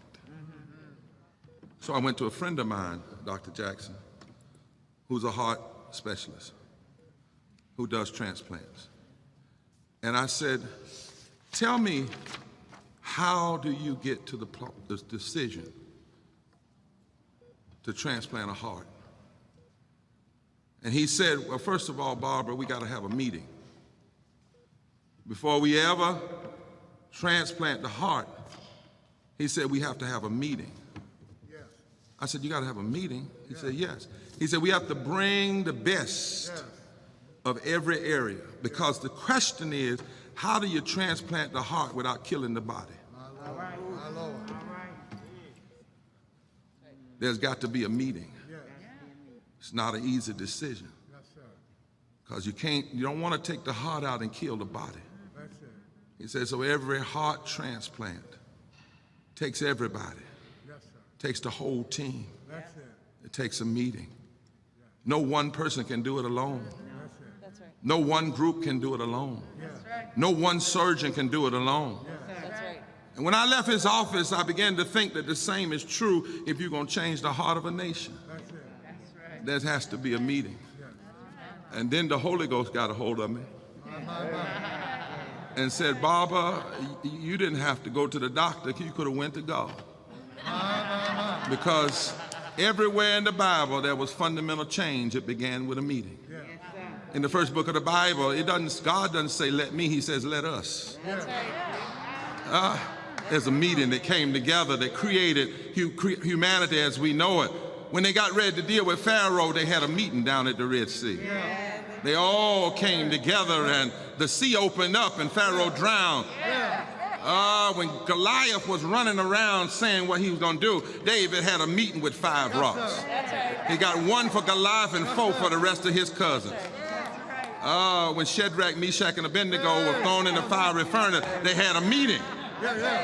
Down in the valley of dry bones in Ezekiel, the Bible said they had a meeting. And the bones came together and the Spirit blew on them. Jesus had a meeting one day with 5,000 and a few loaves of bread. When Jesus died on the cross, there was a meeting because the Bible said the prophets that had been dead long ago, when he died, they got up. On Pentecost, there was a meeting. The wind began to blow and tongues of fire came and the word came that your sons and your daughters shall prophesy. But then I started reading the history. In 1852, after the Dred Scott decision, there was a meeting. The abolitionists came together and they said maybe this decision is just one link of the chain of events necessary for the whole downfall of the system of slavery. Therefore, what they have done has only emboldened and intensified our agitation. There was a meeting when Sojourner Truth and Lucretia Mott came together and they began to build the women's suffrage movement. And they joined at Seneca Falls. There was a meeting when the social gospel movement came together and they began to declare in the face of gross greed and industrialism that we could not turn away from the children. And they asked the question, what would Jesus do? In the 1920s, there was a meeting called the Bonus Marches. And folk came together to fight for fair wages, and that led to the New Deal. When black and white and Jewish civil rights lawyers had a meeting in the 1950s, and they decided to take down Jim Crow and to take down separate but equal. In Montgomery, they had a meeting. Martin Luther King and Rosa Parks, they had a meeting. Then in Selma, they had a meeting. At the Greensboro, at the lunch counter, they had a meeting. In Birmingham, they had a meeting. Started with 40 people, but by the time it was over, thousands had been arrested and Bull Connor was brought down. Oh yes, oh yes, oh yes. When Cesar Chavez was alive, they had a meeting in California. And the workers marched and they fasted. Right now at Oak Flats, the Apache Nation is having a meeting. And all of these meetings changed the heart of the nation at that particular point. I just come by to declare that it's time on June 18th for us to have a meeting, for us to have a moral meeting, for us to have a meeting in the streets. Children got to be saved. It's time to have a meeting. Sick folk got to be healed. It's time to have a meeting. Low-wage workers got to be paid. It's time to have a meeting. Housing must be provided for all. It's time to have a meeting. The atmosphere must be saved. It's time to have a meeting. Indigenous people must be treated right. It's time to have a meeting. Voting rights must be expanded and protected. It's time to have a meeting. We're spending too much money trying to blow up the world rather than save the world. It's time to have a meeting. Too much religion is being used to push hate rather than love. It's time to have a meeting. We've got to change the heart of this nation. It's time to have a meeting. This nation needs a heart transplant. It's time to have a meeting. Are you all ready for the meeting? Are you ready for the meeting? Are you ready for the meeting? God said, if you will have a meeting, I'll show up. I'll bless you. I'll give you power. I'll strengthen you. I'll make you strong. I'll give you favor. I'll make you able to turn this country around. But first, you must have a meeting.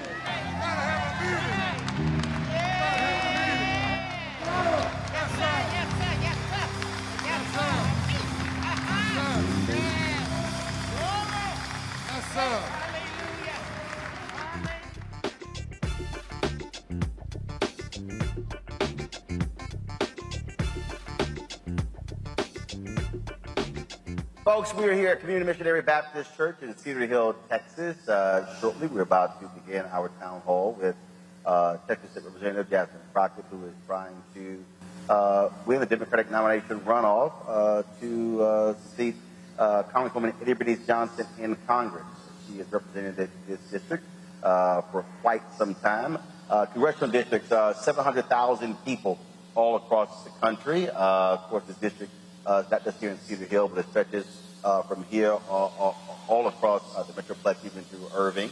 And so Eddie Johnson, she has actually endorsed Jasmine Crockett. Tomorrow on our show, we talked with Jane Hamilton, who is her opponent in this runoff. Early voting is taking place right now in this state for these runoffs. As you see, my sticker, oops, my bad. I did vote earlier. Okay, all the people who are here, who's already voted? Who's already voted? All right, let's see here. Keep your hand up. All right, so about half the room is already voted, and so other folks have not. And so what we're seeing, of course, final efforts. Folks are going door to door. You see the campaigning. You're seeing commercials still being run. All of those things that are happening all across the area in the final stages of this campaign. As I said earlier, primaries are happening all across the country in different states. Last night, Kentucky, Idaho, North Carolina. You also saw Pennsylvania, Oregon, all those states. People went to the polls last night in the Democratic and Republican primaries. And, of course, every single week you're actually seeing that. You have places like in Florida and Louisiana where their primaries are like Florida. Their primary is in August. And then you have the general election taking place in November. And so Texas, though, the primary actually was in, what was it, March? Was it March? And then, of course, the runoff for those contested races. This is not the only contested race. There were a number of positions that were still contested. And so any runoff around the state is taking place on Tuesday. Today, of course, is Wednesday. Early voting ends on Friday. There's no early voting on Sunday because, Republicans didn't want people voting. Especially when it comes to souls to the polls on Sunday. So that is what is happening here. And so look forward to this conversation. Got a few questions for Jasmine Crockett. His audience has some questions as well. Let me throw this out. Let's see here. Anthony, one of y'all switching? One of you switching. And so we'll bring this up. So let's see here. Show of hands. I'll ask this first. Economy, is it the most important issue? Raise your hand. Okay. Education. First of all, he goes, okay, all right. He raises his hand. He's like, yeah, okay. So, okay, education. All right. Let's see here. Voter suppression. And you can vote more than one time. It's okay. It's okay. All right, let's see here. All right, voter suppression. Got it. Let's see. Let's see here. Housing. Okay. How many people here are homeowners? How many folks are renters? Homeowners first. Most of the folks in here are homeowners. All right, then. Renting. Got it. All right, let's see. Student loan debt. Okay. All right. She got both hands up. Okay. You either have the debt or you got a kid in school. Oh, it's your debt. It's your debt. Got it. Matter of fact, I saw a tweet today from a guy who he took out 75,000 student loans. He's paid back $179,000, but he still owes $200,000 because of interest. And he said, "That's it." He said, "Y'all ain't getting no more." He said, "I'm just gonna die owing y'all." I mean, he literally said, "I'm not sending any more money." He said, "That's it." He said, "So y'all can do what y'all want to do, but I've been paying way too long. It's not gonna happen." So I thought that was really interesting. Let's see here. Transportation. All right, got one person over there. Let's see. Economic development. Okay, let's see here. Cedar Hill. Okay, so of the folks in here, what areas of the district do you live in? So how many people in here are Cedar Hill? DeSoto, Lancaster, Duncanville, Grand Prairie, Irving, Dallas. Okay, all right then. All right. Good cross-section of folks in the room. All right then, let's see here. Where they at? They told the brother 5 minutes. I'm like, okay, it's been 5 minutes. Tell them, let's go. It's 7:22. I got, you know what I think they're probably doing? They probably doing like these old black churches where y'all were going to the event where it is whole walk-in. Man, let me tell you something. I was a keynote speaker at an Eastern Star event. Man, first of all, you know it was something when they had corsages and boutonnieres. And they insisted on me wearing that boutonniere. Now, y'all have to understand, my grandmother had a catering business. So we used to do that. I hate wearing boutonnieres. First of all, why is it called a boutonniere? It's a flower. That's all it is. The flower with a leaf behind it, with some green tape at the bottom. That's all it is. They insisted, and I refused to wear it. I said, nope, I'm not wearing it. And so they had a whole march in. I'm talking about we had to line up. No, you have to stand here. I was like, y'all, can we just go sit down? They had this entire elaborate march in. I was like, man, I almost just went and sat down and said, man, y'all come on up. So I think that's probably what they're doing back there. They got some kind of like elaborate, like everybody line up. They probably got some music, something like that. I don't know what. But tell them, come on, because we ain't trying to be here all night. Y'all got to get to the crib, folks. Now, how many people came straight from work to come to the town hall? 3 of y'all. Okay, cool. Everybody else like, we work at home. Yeah, see, there you go. See, I got you. All right, come on in. Are they coming? Yes. Easy, because we're live streaming. Because I was live on my show. I was standing right here. Girl, what you think I was doing? I did the show live I was right here. She said, how's he doing the show? Because I was here. Y'all can come in. Y'all gotta be afraid. Y'all can sit in the front row. Y'all can sit over here. It's all good. Ain't nobody gonna bite.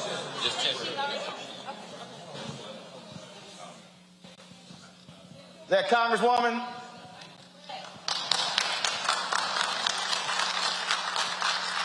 Let me tell y'all something. Every time Congresswoman Eddie Bernice Johnson we would call her office to get her on my show, and her staff would say, oh, we have to check the Congresswoman's schedule. And I would say, I am a constituent. And then their whole tone would change. And they thought my staff was lying. They thought, oh. And then I said, no. I said, I own a home in Cedar Hill. And then, oh, she'll be on the show tomorrow. Oh, yeah, trust me. Oh, some of y'all look like, yeah, I've actually owned my home here since 1999. She goes through that where they're not in. So, yeah. Whenever the Congresswoman would come on the show, it would always be like, glad to have you here. So she's like, I definitely got to answer his questions because he's a voter. Because he's a constituent. Yeah, okay, great. All right, y'all, give it up again for retiring Congresswoman Eddie Bernice Johnson.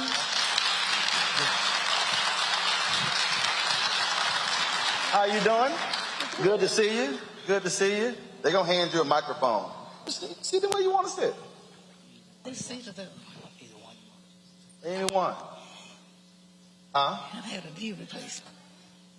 Introduction. Come on. Yeah, we were just waiting on y'all. Yeah, it's all good. We don't wait for the show to start. We go. All right, go right ahead, Doc. Well, good evening, everyone. My name's Steve Mason. I am proud and humble to be the mayor here in the city of Cedar Hill. I'd like to welcome you. Of course, you already heard from our distinguished guest. But yes, Roland Martin is from Cedar Hill. This is his home, so we do welcome you to be here with us today. Hold up. I'm from Houston. Right. We know that. I'm from Houston, but I've owned a home here for the last 23 years.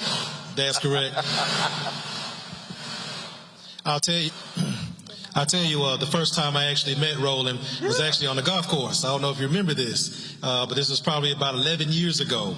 And I didn't know that he was going to be playing with me and my team.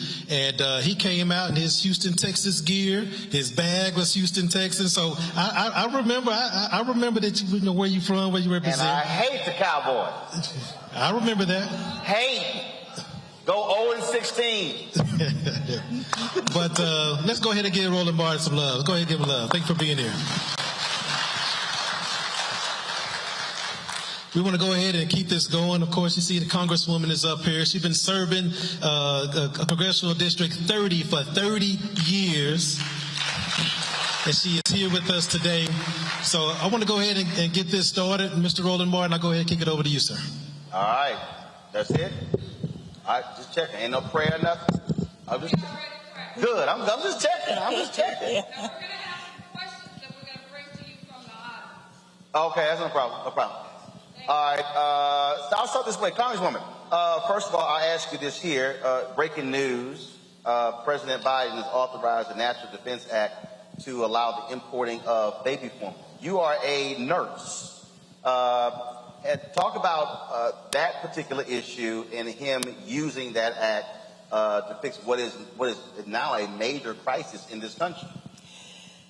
Yes, it is, and I hope that his attention being given to this issue will bring about a solution. Of course, it started when there were some questions about supply and the war that's going on and the origin of different goods that had been limited. But now we know that we've got to have this formula. It has affected every family with a young child, all to the point where some parents cannot even go to work.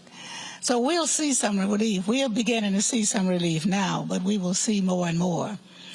This is an administration that has been challenged tremendously. And I could go on about what brought us here, but I won't do that. But I will say that he does have a cabinet and leadership that's ready to do what it takes to make sure that we bring some, as quick as possible, relief to whatever the problems are. And I think you will see that relief very, very shortly. Let's talk about COVID. Folks out here, some are wearing their masks, some are not. How many people in here have been fully vaccinated and boosted? Third booster, got it. Fourth booster. All right, let's see. Okay, all right. Now this is also a little younger crowd, so they ain't got to hit that fourth booster just yet. Look, this new variant is causing tremendous problems.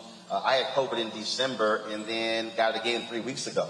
Luckily, I tested negative the last 3 days, and the crazy thing is we're having a difficult time trying to get people to now accept the third booster. And some folks just say, you know what, I don't care. I'm seeing some experts say that we may have to get used to these variants, potentially people getting COVID 2 to 4 times every year.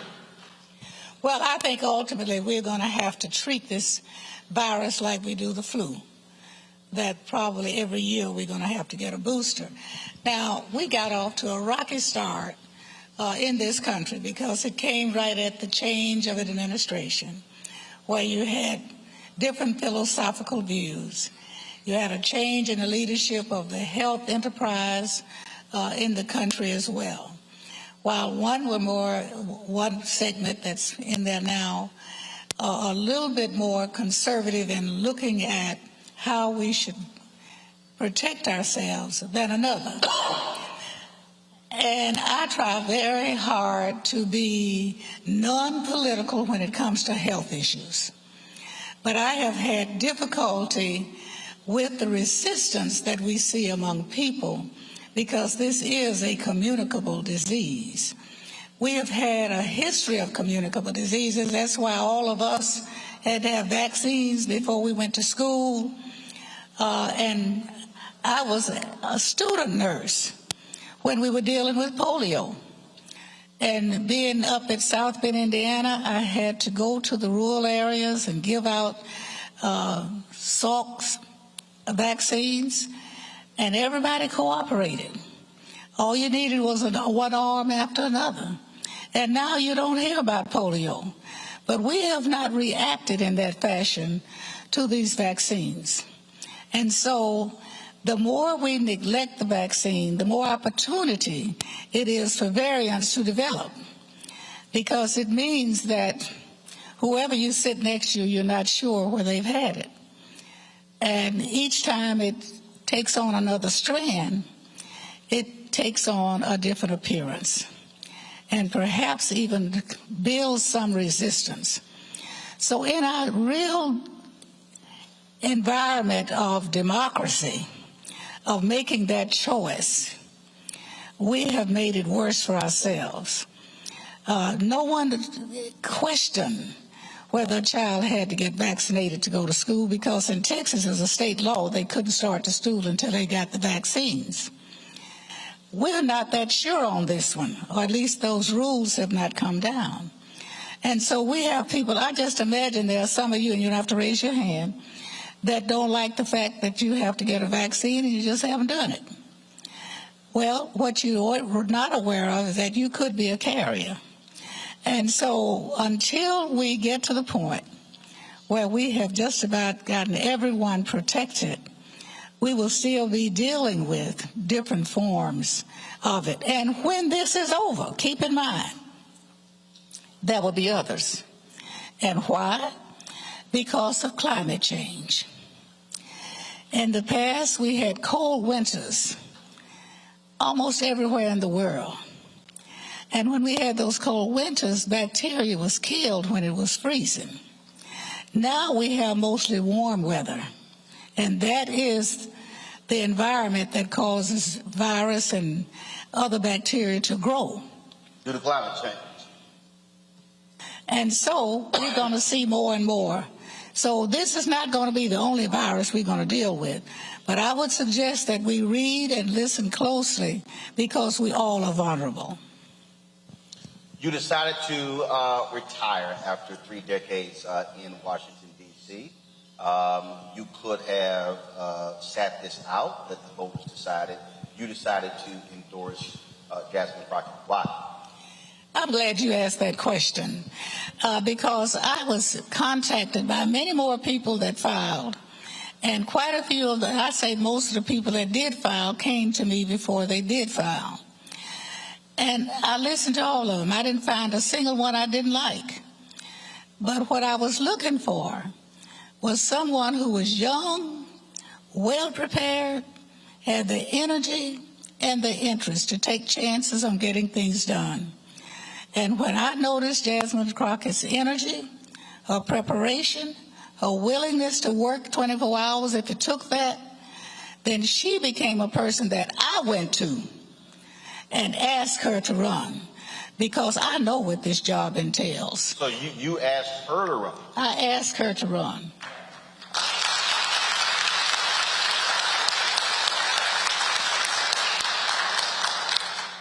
Talk about what the job entails. Prior to you asking her, how long did you know her? I'd only known her about 1.5 years, and I had not noticed her that much until I was at home, and they were having hearings, and I tuned into the hearings at the state level, and I noticed how quick she was to come back with questions, to ask detailed questions, details that you need to know if you're going to make a decision. I didn't see people who'd been sitting there for years asking that many questions. They had lots of witnesses. She listened to the witnesses. And I said to myself, I got to find out who this is. Because I had met her, but I'd never really had a conversation with her. And so we started to talk, and during the time of redistricting, she was on it 18 and 20 hours a day and would work on a map. She said, I'm going to ride out here to the airport and I'm going to run up there and sit down and let you look at this because I got to be back here by 6 for a vote. And it was that kind of energy and effort that she was willing to put into that job to make sure she was doing everything she could. And that's the kind of energy it takes to make it in Washington. You know, nobody offers you much. As a matter of fact, I don't know anything they offer you in Washington. You got to go after what you think you should be doing at home. And I know some people that stayed up there a long time. They can't tell you anything they did.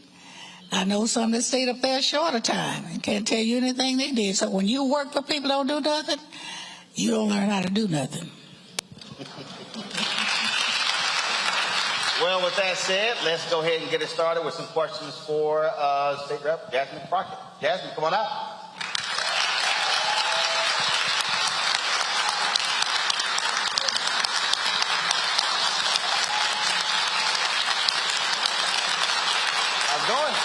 All right, then.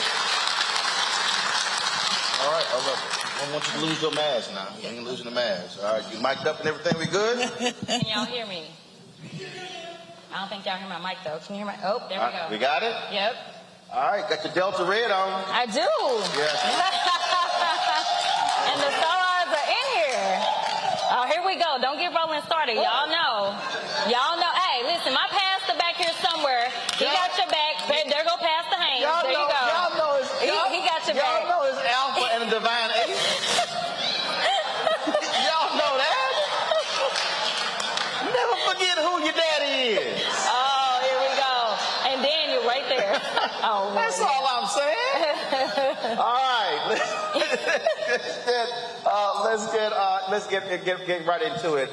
First off, so the Congresswoman said she went to you to run. Look, Washington, D.C. is a whole different animal than Texas legislature. Legislature meets every 2 years. Congresswoman knows that well. She served in the legislature. Why did you want to make that jump? Why do you want to represent this congressional district in D.C.? Yeah, first of all, thanks for the question, and thank you, everyone, for being here today. You know, I don't know that it's more so a want so much as it is a responsibility. I know how I got here. I'm only the 22nd African-American woman ever elected to the Texas House. The Congresswoman is one of the first 2 African-American women elected to the Texas House 50 years ago.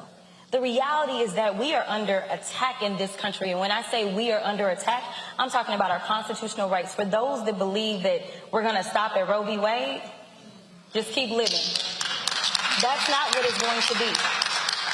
Speaking of being under attack, we also what happened in Buffalo. The reality is that we have people that are serving in positions that, number one, a lot of them are not qualified. Let's be real about that. Number 2, we have a lot of people that are so concerned about their reelection that they won't function and work for the people. I'm tired of it. The reality is that the state of Texas led the entire country in the wrong direction. I said that we had laws that were spreading across the country like a cancer, and they were starting right here in Texas. Guess what? We just had redistricting. Do you think it's going to get any better in Texas? Absolutely not.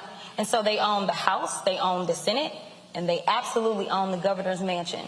The answer is on the federal level. And to have someone who has been an elected official for 50 years, an elected legislator for almost the entire 50 years, call me as a freshman. First of all, I thought I was being punked. I'm going to just tell you that. I was like, where are the cameras? But that means a lot to me because she did know a lot of people in this race. She knows my opponent very well. But she chose me, and so to me, it's a responsibility to my community. My community needs someone who is going to dedicate their everything to this position, and that's exactly what I'm prepared to do. talked about, obviously, the issues that are in Washington, D.C., but the reality is a member of Congress represents their district. Absolutely. What do you see as the top 2 or 3 dominant issues for this congressional district? What are its needs? What do you want to do to improve those things here in this district? Absolutely. So first of all, the economy. And I think that that's actually across the board. I'm going to be honest. I mean, I think that when we talk to people, I want to say about 30% of the people, it was the one category that most people said, listen, we're concerned, right? Yeah, I asked the question earlier, and that's actually what was the most issue in the economy and education was not the issue. Absolutely. When you're going to the gas pump and you're saying, am I spending $5? In fact, I got a text like that, like, are we really paying this much for gas? The inflation. When I talk to my seniors, because I've been out to the senior homes and they tell me, listen, our rent is going up, our food bill is going up, gas is going up, but somehow my Social Security check, it ain't going up, right? And so when you deal with those working mothers, say in my South Dallas area, that are saying, listen, I do want to go back to work, but childcare is too expensive. I've got 2 or 3 children, and so I want to go back to work, but they're trying to pay me $10 an hour. Well, by the time I do that math, I may as well stay home and keep my kids. And so these are the things that we have to fix for them, and I understand that it's going to take a combination, not just the feds. You can't look at one level of government and say that they will fix everything. But that's why I'm proud. We've got a number of city elected officials here that stand with me, because it's going to take those on the city level, those on the county level, and those on the federal level staying in constant communication. Because if I'm in D.C., how am I supposed to know everything that's going on at home? I'm going to have to rely on those on the city level. They touch everybody way before we do. And they've got to tell me, listen, Rep, we need you to go get this money because this is one of the issues that we're having. And so we saw that bipartisan infrastructure bill that got passed. My biggest question was, now what y'all going to do with that money? Who y'all going to give it to now, right? Because we need to promote economic growth and prosperity right here. If we have those that are qualified, if we have those that are out of work, I don't get to say that. The Congresswoman can tell you. On the federal level, all we do is say, here's the money, right? But our city elected officials, who I'm going to call my friends, they can. They can say, this is what we're looking for as it relates to a specific contract, right? We don't need other people coming from somewhere else when we need to promote economic opportunities right here in the district. Let's talk about housing. So when I bought my home here in 1999, first of all, 90% of this stuff wasn't here. Oh, yeah. I'm like, none of this stuff was here. Okay. And I remember literally the orange flags that are in the ground. There were very few homes that were in the subdivision. And so this place has exploded over the last 23 years.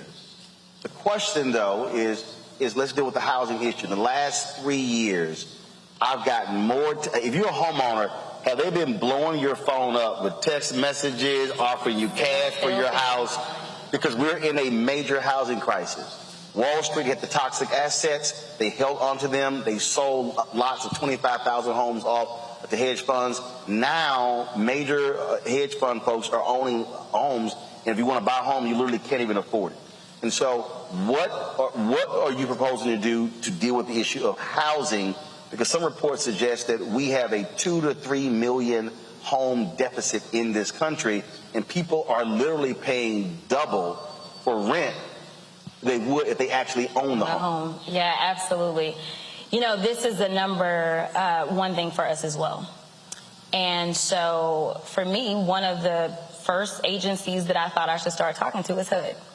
And so in talking to our soror, Secretary Fudge, you know, I was like, what are y'all seeing? What are y'all hearing? Because let me tell you what's going on in Dallas, because you're talking about the entire country, but it is exacerbated on a whole other level in Dallas. Because, number one, the state of Texas is growing at a crazy high rate. We added 4 million new people in the last decade. We were the fastest growing state. That's why we ended up getting 2 new congressional seats. And so at the rate that we've got all of these businesses that are coming not only to the DFW, but all of our large urban centers, you know, we've got Elon Musk, who decided he was going to bring Tesla down to Austin. What happened? He had to bring his employees, right? and they were coming from California. And so what we're experiencing, we had a similar situation with. Well, he didn't just bring them; he also got massive tax breaks to do so. Don't get on your governor. Anyway. No. I just always say that because when I hear people talk about how he is this self-built, I said no, he ain't no self-built. Oh yeah. There were billions of dollars in tax subsidies called corporate welfare. That's how he's able to do it. Yes. But I digress. Go ahead. Yes. Just to be clear, this is one of those things that Texas does all the time. Hey, come over here. And we'll hook you up. Like tax yeah, exactly. And so, but there were people that moved. We also brought Toyota, which is right here in our area. And so we had people moving. So we have people that are selling maybe a 1,500 square foot home in California for like $1 million. Well, they'll come pay, twice as much as the asking price on, say, 2,000 square feet. Because they're like, I'm still winning, right? And I'll give you cash. And so that's making it very difficult for us as well. So when I talked to Secretary Fudge and I'm talking about these things, one of the things that she told me is that this particular administration is looking at those people that are saying, listen, I've been renting this home forever. I could have bought it. The problem is I'm not making enough money to have a large enough savings so that I can make the down payment. So one of the things that they're looking at doing is putting down payments on the back end of a loan so that people can just move in right away. These people that have been paying consistently, they can do it, and that gives them an opportunity because we all know that you can build wealth when you own something like a home. So it gives them a chance to do just that. That is something that I want to explore more. I also said that because housing is one of those #1 issues, what I want to do is I want HUD to come down to Dallas, Texas, District 30. I want to have a roundtable conversation, but I don't just want the developers. I want the people. I want the seniors. So even when I was out today, I was talking to a senior and they said, listen, they named off, I won't name off the specific senior living facility. They said you have to have $230,000 just to move in. That's a senior facility. And so we've got to talk about these things and see what additional options we have. And we obviously have to move past COVID. I think that we're still struggling, but that is making the cost of building a home go up as well. But the housing issue is also tied to economics because in 2013, some $23.09 billion in small business loans were given out. Black people only got $385 million. And I was very critical of the Obama administration. Trust me, the president was not happy with my questioning, and I really did not care because I had a problem with $385 million out of $23 billion. So the reality is no home, no loan, no business. And so even though people are celebrating right now the number of black women who are starting businesses, the reality is they're starting businesses, but they have half the revenue they were making than they were 7 or 8 years ago. So it's great to say you start a business, but when you have 2.6 million black-owned businesses, 2.5 million have one employee, really we only have 100,000 businesses. Yeah. So the housing piece is directly tied to the economics. When you mention the contracts, what are you going to do to ensure that black people and black businesses are getting the federal contracts? Because right now, only 1.67% of all federal contracts, that's $560 billion annually, going to black people. No, absolutely. That's a great question. So one of the things that I wanted to do as I was kind of preparing for this run is I wanted to talk to my small businesses, and I specifically wanted to talk to my contractors because at that time we knew that the infrastructure dollars were about to flow. And what I wanted to understand... Some 100, and I think Pete Buttigieg, I think he told me it's 160 billion that they're about to drop, or even more than that. But literally... It's multiple billions, and again, we're getting 1.67%. Absolutely. So, when I talk to the contractors, my question was, what are the obstacles? Tell me what's going on, because I can't fix what I don't know is broken, right? And so some of the conversations that we've talked about is bonding, and that being a huge impediment for some of these contractors that are trying to, and so my deal is, and I plan to, once I get past this race that finishes in 6 days, not that I'm counting, one of the things that I want to do is have a more in-depth conversation. One of the things that I thought about is we have so many programs, right? That's what we lead in programs on the federal level. And so if there is a way for me to come up with a creative program so that we can work it out so that some of these businesses that they're saying, no, they don't qualify for the bonding, we can get around that, right? Well, bonding is one issue. The other issue is with your 8A programs, African Americans your limit is only $9 million. But for Native Americans, the cap is $100 million. Also, we're only in it for 9 years, when if you're Native American, you can be in it for forever. Yeah. And so the reality is, for many businesses, they can't even, that $9 million simply is not enough. Right. And so that's also part of the piece. Another piece is also the pay schedule. When you're paying after 120 to 180 days, you're literally having to float your business for 4 to 6 months. Yeah. If you may have a $10 million contract, but if you don't have a line of credit, you literally cannot float your business. Yeah. No, these are all things that we need to advocate for. You can't just be a representative without expressing exactly what they're going through. And one of the reasons that I'm saying, once I'm done in 6 days, that's going to be part of that tour is because I want to hear what District 30 is struggling with, especially my people that are here on the ground. And I want to make sure that they can tell their stories. I want to make sure that when I'm filing legislation, I'm filing it with them in mind, and I'm advocating and saying, hey, listen, this is what I'm hearing. Tell me why this why this exists in this way. What can we do to change this? Because we have to start promoting equity, and it can't just be in one area. It's got to be in education. It's got to be in housing. It's got to be in economics overall. This is why we've been so far behind in general, because we can't just fight in one specific area. We got to fight for equity across the board. And the reason I think that's important because, go ahead. I've covered city government, state government, county government, federal government, and my experience has been, and this is no disrespect to any politician, they pass laws, but they don't actually understand the nuances of it.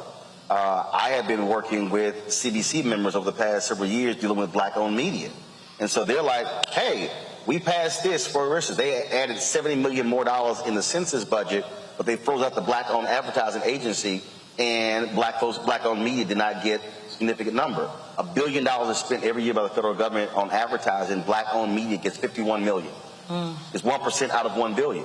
And so I've been walking CDC members through literally, this is how they do this. This is how they create this. This is how they put this in the pathway. And so it's the nuance of the problem that a lot of members don't understand, because they just figure, look, we did our job getting it passed. Yeah, but once it goes to the bureaucrats, that's when the whole game changes and how folks are frozen out. So I think that is crucial, listening to the actual business owners who say, no. They told you this, but this is what the reality is. And this is the case on the federal level, state, county, city level. Absolutely. I hear you on this, and I completely understand. One of the things that the Congresswoman can tell you about is constituent services.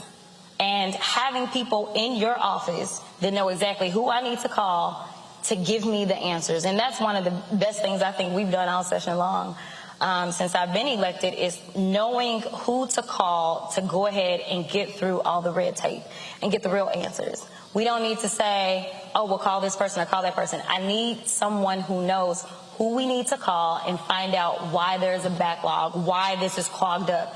That is what we do every single day, especially when it comes to federal issues, whether it's those of you that are trying to figure out why is it that I'm not getting my disability, right? Like, we're the ones that have to be the advocate for the constituents, and that even includes those business constituents. We have to know what your issues are. You have to tell us and give us an opportunity to try to figure out why this isn't working in the way that it was intended to work. Another major question I asked earlier, student loan debt.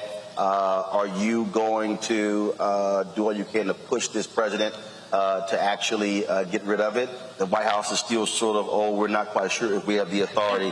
Where do you stand on student loan debt? I still have debt, so I'm all for getting rid of it. Listen, there's a lot of things that can be done to stimulate the economy, and we've got to figure out what those things are going to be. As we've already talked about, housing is a problem, right? If you've got somebody who has, say, $1,000 a month payment as it relates to their student loans, right, and they're trying to move into a home, but when we started talking about those people that can't save, some of them are in that category. They're very responsible. They're trying to do their part. They're trying to pay their student loans. They're trying to make sure they're taking care of their kids. And at the same time, they do want the American dream. They want to own a home. But this is one of those things that we may be able to help them out with. So I'm all for it. All right, I'm going to open the questions for in just a second. I got a few more questions I want to ask. I got the question. Folks have been sending text messages. They've been sending all kinds of stuff along those lines. One of the texts I got, and so if you could clarify or explain this whole issue. I've seen statements from the family of both of Jean saying they don't want you talking about their case. You did nothing. You were not involved. What actually happened with that case? What was your involvement, and why are they having that position right now? Yeah, so I hadn't really talked about this, but long story short, the reality is that my opponent reached out to them for the purpose of, sadly enough, bringing more harm than good to an already hurting family, and making false accusations that the only reason I got the number of votes I got is because I claimed to be their lawyer. Their lawyers are Daryl Washington along with Ben Crump, two people that support me unequivocally. And when they were going through the trial, my friends know that I do a lot of criminal law as well as the civil rights stuff. And so they called me in, and I would say, okay, well, this is what's going on, and just kind of explaining and being like an extra person. But I was never representing them, and I don't want anybody to think that I was going out saying that I was representing them, and that's where my votes came from, and that kind of stuff. And so, you know, this is just part of the ugly side of politics. What was so upsetting is that I do know this family quite well. We worked together on legislation down in Austin. I didn't even talk about that. You know, and so I'm like, this is crazy, because I actually have stuff that I could talk about. So you were just saying you were not part of the legal team, no. But you're saying that you offered advice and counsel to the individuals because of your prior relationship. Absolutely, that's it. Nothing more. But you said you did work with the family. So talk about what work did you do with the family when it came to legislation in Austin? Yeah, absolutely. So. One of the things I know all of y'all remember, because some of y'all were texting during the trial and y'all said, what's this castle, what were y'all calling it? Castle doctrine? I know, but they were calling it something else. But anyway, people were like, what is castle doctrine, essentially? And so I was explaining it to them because that was one of those turning points for a lot of people in that trial. They were like, wait a minute. Now, she went into his home. And so actually I had to rewrite the castle doctrine, and I actually had to do it by hand because ledge counsel could not get it right. Like the way that they were writing it, it wasn't going to have the effect that I needed. I made sure that I called the judge in that case, Judge Tammy Kemp, as I was trying to rewrite it, and I said, hey, Judge, if it said this, would you have still given this instruction? And so finally, once I got it done, and she said, nope, I wouldn't have given the instruction. At that point in time, I made sure that the family testified, and this is something y'all can run tape on, but they testified. And on that day, most people don't understand that most bills, they kind of come through committee, you lay them out, and we usually don't vote on them that day. Usually they're set for a later date to vote on. And in this particular case, I had them testify, and I got that bill out of committee that same night with a 9-0 vote. Every single person, Democrat and Republican, voted for that bill. But be clear, this is the first time I say anything about that on the campaign trail, because right now, while I know that police brutality is one of those things that we will continue to have to fight for and talk about, I think that the average voter knows that that is a natural wheelhouse for me. And that is not the only thing that we'll be doing on the federal level. And so I wanted to focus on the issues that are presently plaguing the majority of us, no matter who you are. And really, it boils down to the economic issues, whether it's in contracting or whether it's in, housing or whatever it is. I mean, we had to deal with the internet. You know, I learned a lot about the internet this session, right? Because it was one of those few things that the Republicans that were in rural Texas could understand those that dealt with, say, southern sectors of urban Texas. Because many of you may not know that the internet access is completely different in certain portions of the southern sector. And when I say that, I describe it as like when I used to go to my granny house. And after a while, if you were running the water too long, it just would start to kind of just, right? Like it was hardly anything that would come out. And so like what we were experiencing in so many portions of the southern sector is basically the Wi-Fi that was like, shoot, so many people got the water on right now. And so, you know, that was one of the things that I learned about. But rural Texas was having a similar issue. And so we were able to actually pass bipartisan legislation as it relates to that, because I'm thinking to myself, well, now I've got kids that have to learn at home, and we've got issues with the internet. So I had teachers that told me, yeah, I caught COVID going out, taking hotspots to the kids in my school, and then I was having to educate their parents on how to use it and all those things. And I just want to say special love to the teachers.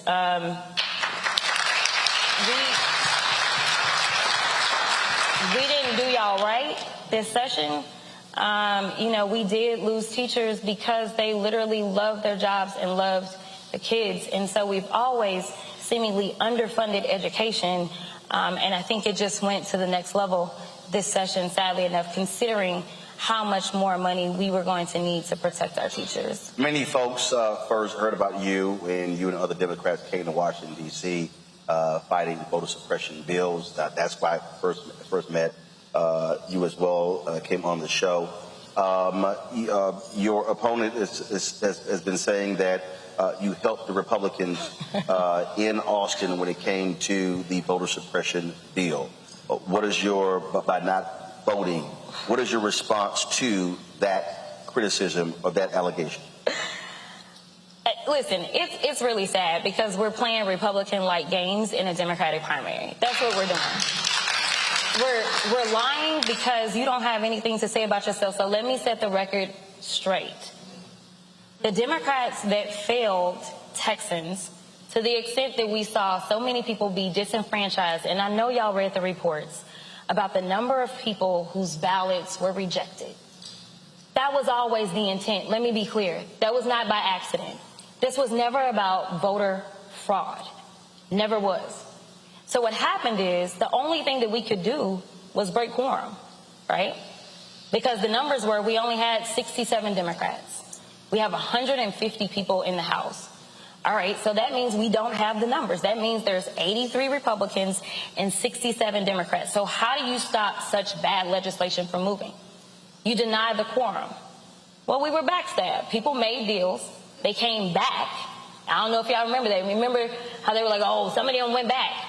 Well, I didn't go back because I was representing for my district when I said that I was willing to do whatever it took to stop voter suppression, because I didn't care that I had a warrant out for my arrest because people died. We all know what John Lewis went through. I didn't care about that. But there were people that cared about a chairmanship, which half of y'all don't know if y'all state reps got chairmanships or not. They cared about chairmanships, vice chairmanships. There were people that were stressed about redistricting because they made threats about, oh, I'm going to mess your district up so you can't win it. So they decided to come back. So if I'm not there because I decided that I was going to stand up for my district and stay out, then no, I can't vote on a bill because I was staying out. The people that helped the Republicans were those that went back. And to try to lie is my issue. Because there are people that don't know how all of this works. There are people that just want to vote for somebody to represent them and to be real and to be honest, and to be dishonest tells me where you are in this race. If you can't win by being honest, then maybe you shouldn't have run.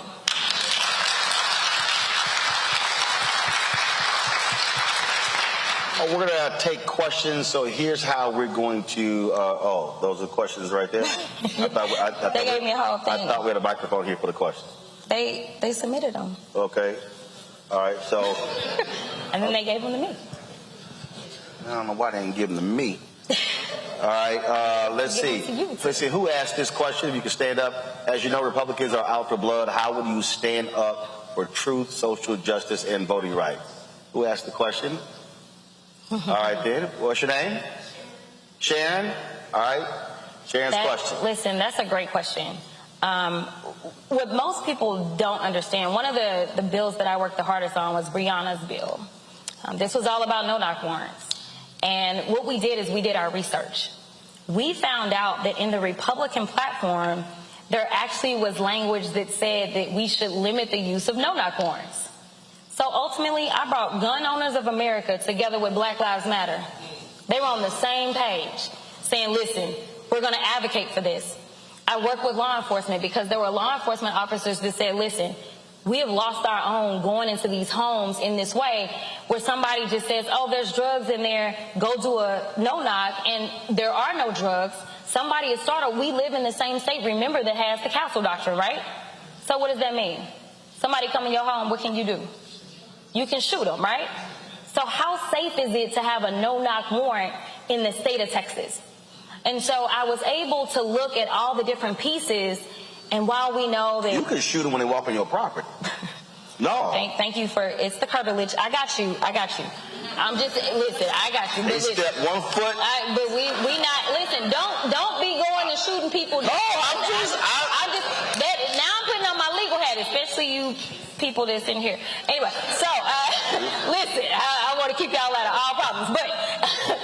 But the point is, a lot of these bills, or a lot of these issues, they try to make it to where it's Democratic or Republican or it's anti-police or not. And it's not that way. A lot of these things, like I said, law enforcement is like, yo, okay, yeah, we're not really a fan of no-knocks, right? And so I was able to work on that. We also see that Tim Scott, he's the one that they usually turn to, and he's the one that's working on some. Don't do it, Roland. I'm just saying, right? But we gotta start somewhere, and I think that the further right wing of the Republicans actually align with us on a number of things. I mean, I got my marijuana legislation out of committee in a bipartisan way because they were like, oh, that's freedom. It's growing from, it's natural, right? So you have to find what is it that they claim to believe and then make sure that you line up your bill. Oh, yeah. And I have no problem working with the other side. What I don't tolerate when the folks lie. No. And the reality is Senator Tim Scott lied. He went on Face the Nation, and he said that it was a bridge too far because Democrats were trying to defund police departments that did not pass certain laws. And he told Margaret Brennan that. My problem with Face the Nation, they didn't do their damn research. I know we in church, but I was going to cuss at least one time. and the reason that angered me is because a year earlier, Senator Tim Scott actually had in his own bill to withhold funds from police departments. And his own deputy chief of staff even said that this is the only way we're going to get them to act upon it.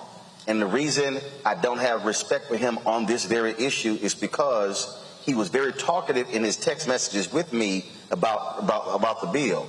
Yet when I asked him and his staff about their own bill a year earlier, he's been radio silent. Mm-hmm. And I got the text messages. You got the receipts? No, I got the receipt. And he has not responded to me, and I've asked now 6 different times, and they will not answer it when we actually have, no, your bill said this, you said this. So the very thing that he criticized Democrats in December, he actually proposed that very thing the year earlier, but now he want to act like he can't answer the question. No, and I feel you on this because this is when you have to I read the text message. You got one more. No, but you got to find those triggers, right? You know that some of them only respond to law enforcement. When we were trying to make sure that they didn't give guns to everyone in the state of Texas, I was the first one trying to call the police, like, hey, I need y'all to come talk to the other side, because they're supposed to... And most cops disagree with it. But I know, but they pass it anyway. But this is the one time they don't want to listen to cops. Exactly. That's exactly what happened. But I was like, if they gonna listen to anybody, it ain't gonna be me. I'm gonna have to get the popo, right? And so, you have to know, and you have to keep these lines of communication open. There are those that want to say, oh, as a civil rights lawyer, you're anti-law enforcement. It's just not true. I had law enforcement support when I ran for the State House. I have law enforcement support right now. And it normally comes from the minority portions of law enforcement, right? So we had Dallas Black Police. They supported me when I was running for the State House. We've got the Latinos Police Association that's supporting me now for this congressional run because I know I'm going to need to call y'all. Because sometimes they're just not going to listen to me. But y'all know what I'm talking about, and we're on the same page. Mm-hmm. All right, let's see who asked this question here. How do you address the criticism that you were recently elected for office and are now running for a different one? All right, who asked that question? All right, that came from over here. All right, what's your name? Shanae. All right, don't be scared. You wrote it. I was about to say, it's because you called her out. It don't matter. That's not lawful. I'm putting a face to the question. It's all right. It's a question. All right, answer. Well, she was answering it for you.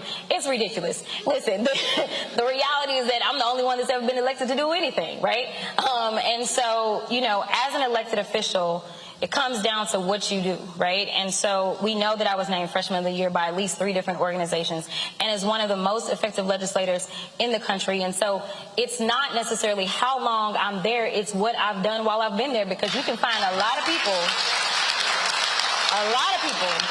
that have been there for quite some time, and you're like, what's their name? What they do? I ain't never seen them. They've been doing anything? Exactly. And so, you know, it's one of those. Well, and also, I mean, this, and again, this is not, it's not a defense, it's just fact. Last night, Summer Lee, a sister, won the Pennsylvania 12th district, the Democratic primary, the Pennsylvania 12th, but she was also running for re-election for her state position. So she was on the ballot twice. And if anybody pays any attention to even history, the Michael Dukakis in 1988 selected Senator Lloyd Bentsen to be his vice president running mate. Lloyd Bentsen also ran for re-election as a United States senator. So while he was on the ballot as Michael Dukakis' vice president, he also was on the ballot as a United States senator from Texas. So that actually happened. So for anybody, I mean, the law allows it. Some states have a law where if you run for one office, you have to resign the other. Texas is not one of those states. And so I did not have to resign. But I do want y'all to know that there's one person that is making real sacrifices in this race. I won and I fought to get to the state house. Many of you know I only won by 90 votes. I had to come up against all the money. I had to come up against all the endorsements. And I had 5 opponents, and we made it over the hump. I am unable to run for re-election for my seat. And so while I'm continuing to serve, and I will serve out my term, which will end in January, I had to give up my seat if I wanted to try to do this. The other thing I had to give up is I'm not allowed to practice law. After the last 16 years, the only thing that I've ever done, I'm not allowed to practice law and be a congressperson. Now, whatever consulting my opponent does, she's able to still do that. So she's not giving up very much. But I want you to know that regardless of the sacrifices, I think that we need the people that know us best and are going to fight for us. And so I believe that each and every one of you is worth whatever sacrifices I have to make sure that we have someone who is knowledgeable and is passionate about you in D.C. And part of that is because Texas legislators are considered part-time, whereas they're full-time salaries in Congress. Where do you stand on expanding the court? All right, who asked that question? All right, is your name? Say it again. Nana. All right, where do you stand on expanding the court? I want to expand Supreme it. Court. I know. I want to expand it. Listen. Well, I know you know what I say the court. Everybody don't know what the court means. Ain't the basketball court. 94 feet. No, the Supreme Court. No, listen. It's interesting. Today, Congressman Mondaire Jones endorsed my candidacy, and he actually has a bill to expand the court. I am concerned. I know many of you probably watched as we saw Ketanji sit in front of those senators where they were attempting to tear her down every which way. And one of the things that they talked about was judicial activism, right? And they want to say, oh, you're not going to be a judicial activist, are you? No, I won't, right? And they asked all about her record and all that kind of stuff. Well, you were kind of lenient over here. I mean, just all kinds of ridiculousness, right? And at the end of the day, she sat there with so much grace. She persevered. And ultimately, they still voted against her, right? They did. They voted against her no matter how well-versed she was. Well, let's look back at history, okay? We had at least 2 justices who were supposedly going to weigh in on the wrong side of Roe v. Wade, who sat in front of senators going through this same process. They were specifically asked about Roe v. Wade. Y'all know that they said, oh, no, that's the law of the land. It's solid. It's good. Stare decisis. Right? And what happens? Well, we don't know, right? This is all speculation, Politico, put it out there. And so just thinking about how cutthroat the Republicans have been, in my opinion, there are a number of justices that ended up on the court because they decided that they were going to say, not grant President Obama his appointment. And right now, I am concerned about if there is a place in which our Supreme Court will stop. I personally don't believe that it's going to stop with Roe v. Wade. I believe that we have to be concerned about other constitutional rights. We know that we just got same-sex marriage. We just got that. Like when you compare it to Roe v. Wade. And so I think that this court has decided that they're going to play church in the court. And so I think they're trying to roll back the hands of time. And so I think that it is a time to start to be a little bit more aggressive and stop kind of playing pity pat. Well, we also used to have, for people, again, most people have no idea about how, we used to have 9 circuit courts. There are now 13 circuit courts. Right, we're growing. So you have 13 circuit courts, but you haven't changed. You haven't changed 9. And the reality is, we used to actually have more than 9 justices. So that number has changed in American history. You talked about in terms of how Republicans operate. While Republicans are playing chess, Dems are playing tic-tac-toe. I think that's being generous. They are gerrymandering, changing laws. What is the counter plan for Dems to keep the integrity of our voice through voting? Who asked the question? Oh, you had the same question? Oh, so you was going to submit too high. What did I say? Okay. Yeah, right. So what, they gave you 2 cards, you feel both out. Okay, I got you. All right. So what she want to know is, how hard you going to fight if you were elected? Yeah, so many Are you going to swing? I'm swinging. I'm always swinging. Y'all done seen them interviews about me talking about Abbott and them. You know, we're currently engaged in litigation. Myself, the Congresswoman, Sheila Jackson Lee, as well as Al Green down in Houston, the 3 African-American seats in the state of Texas. And, you know, sadly enough, we have to fight these wars on the floor. Litigation with? With the state of Texas. Got it. So, started this fight on the House floor. I had 4 redistricting lawyers that trained me up so that I can make a record, because you can't just go to court, right? You got to have a record. So a lot of the conversations that we had was me talking to the Congresswoman to make sure that I could put the things on the record that I needed to put on the record so that we could go to court. But y'all know who appoints those that sit in the courts, right? Yes, right? So we have a lot of courts in which we probably are going to struggle. And sadly enough, ultimately this stuff will most likely end up in the Supreme Court. Right. Where we're struggling, right? And so that's another reason to push for the expansion right now. But, you know, I'm engaged in litigation. I'm going to be able to talk to my experiences specifically on the House floor about how, you know, I'm giving my documents to another freshman, but he a Republican, and then they going into a back room, and then they telling me whether or not I can present my amendment. Oh, it was, and just the inconsistencies with what the chairman was telling me we were going to do, and, you know, those are the things that we have to bring out, but this is why you have to have someone that understands these things. Mm-hmm. Because if you don't, you just have somebody that's like a seat holder, and we need more. Are you concerned about the ballooning federal debt? How do you think we can solve that? Who asked the question? All right, what's your name? I'm Mark. Mark? Yeah. All right. Mark wants to know about the debt. I'm concerned. Now, the fix, that's a whole other issue. So I don't think that you fix anything with one thing, right? I don't think it's like a broad stroke and you just fix something. I think these are all multi-layered things. And so one of the things that I think we need to do is, number one, see if there's anywhere that we can trim any spending, right? That's the big question. But for me, I'm always an advocate of, is there anywhere else we can get money? Versus saying, okay, taxes. And granted, taxes are always an option. It's always on the table. But I'm going to tell you, taxes is like last for me. And so I know that there's definitely a lot of talk about the rich need to be getting taxed higher, right? And so that is an option. Or would you repeal the Trump tax cuts that was passed by Congress? Oh, absolutely. Anything that Where they actually lowered the threshold from 43 to 39. Okay. Yeah. All right. But figuring out, like, where are these niches where we can find some money? Another thing for me, though, I'll be honest, it's become controversial. Don't know why. And I'm sure there will be a tape edited of this. I filed a lot of marijuana legislation. We need to figure out other ways that we can make money.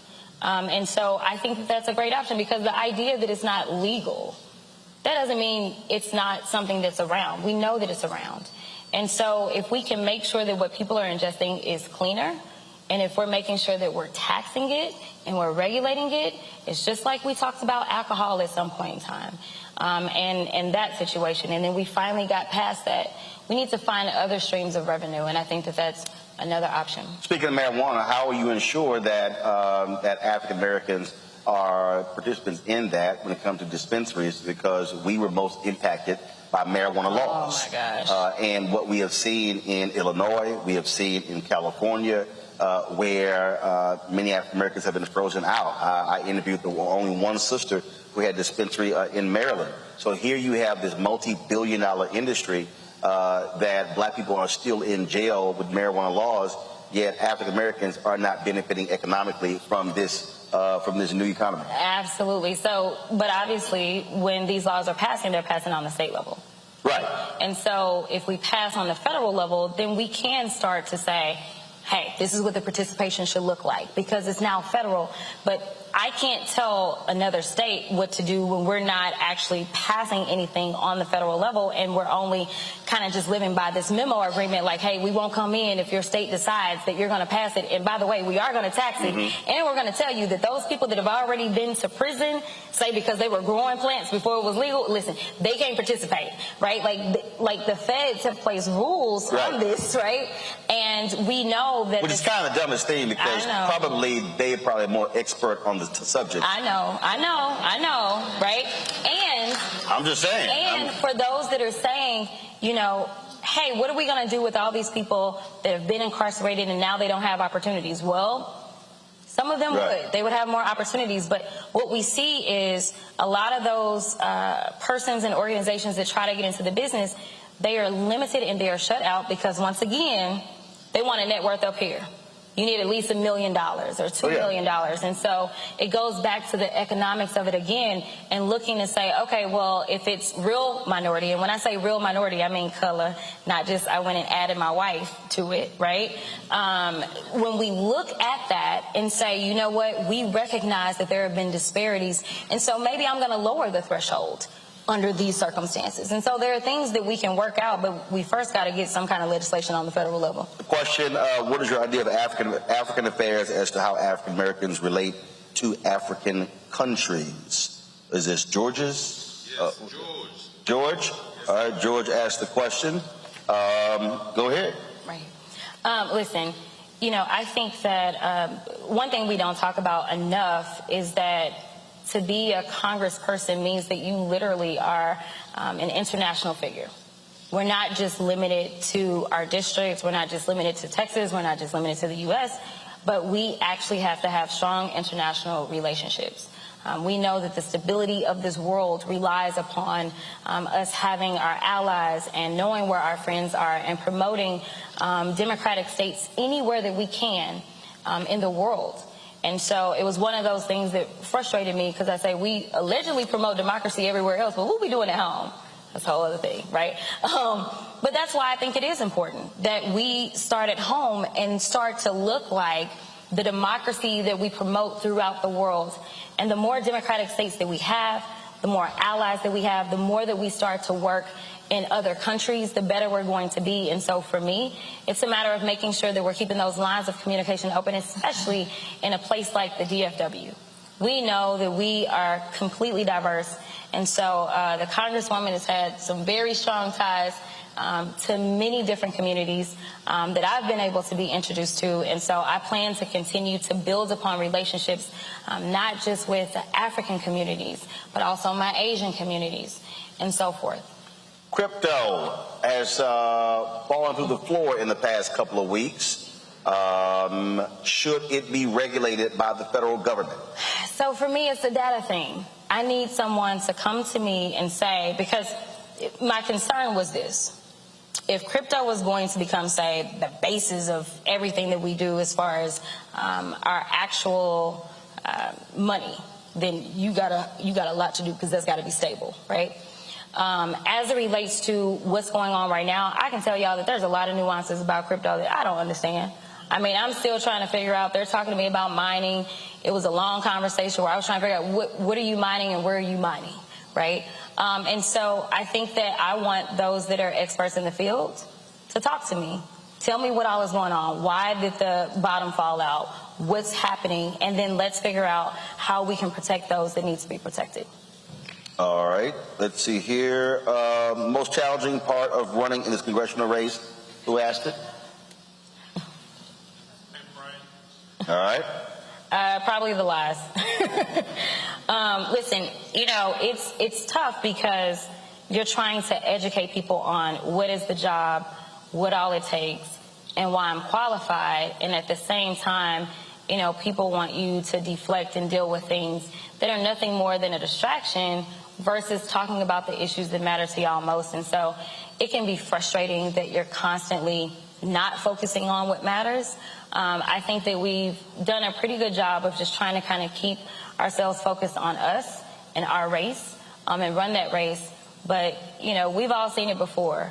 We've seen it time and time again where there is a front runner, and so therefore they'll say and do anything to try to gain points. So that's been the most frustrating part, especially since we are two black women. And I want to be clear that I'm not her enemy, right? Like, I'm not her enemy. The enemy are those that are going after our rights. And so to come after me and to discourage voters, I think it's just unfair to the voters. Because voters then look and they say, oh, it's politics as usual. I don't want it to be that. Because I need everybody excited about voting. I need everybody to show up in November. I need them to believe.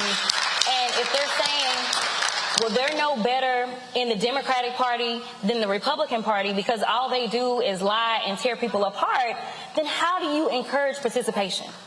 And so that's the most frustrating thing, because I care about people being excited and wanting to vote and believing that they have someone that is going to be there and is going to fight for them, not fight against them.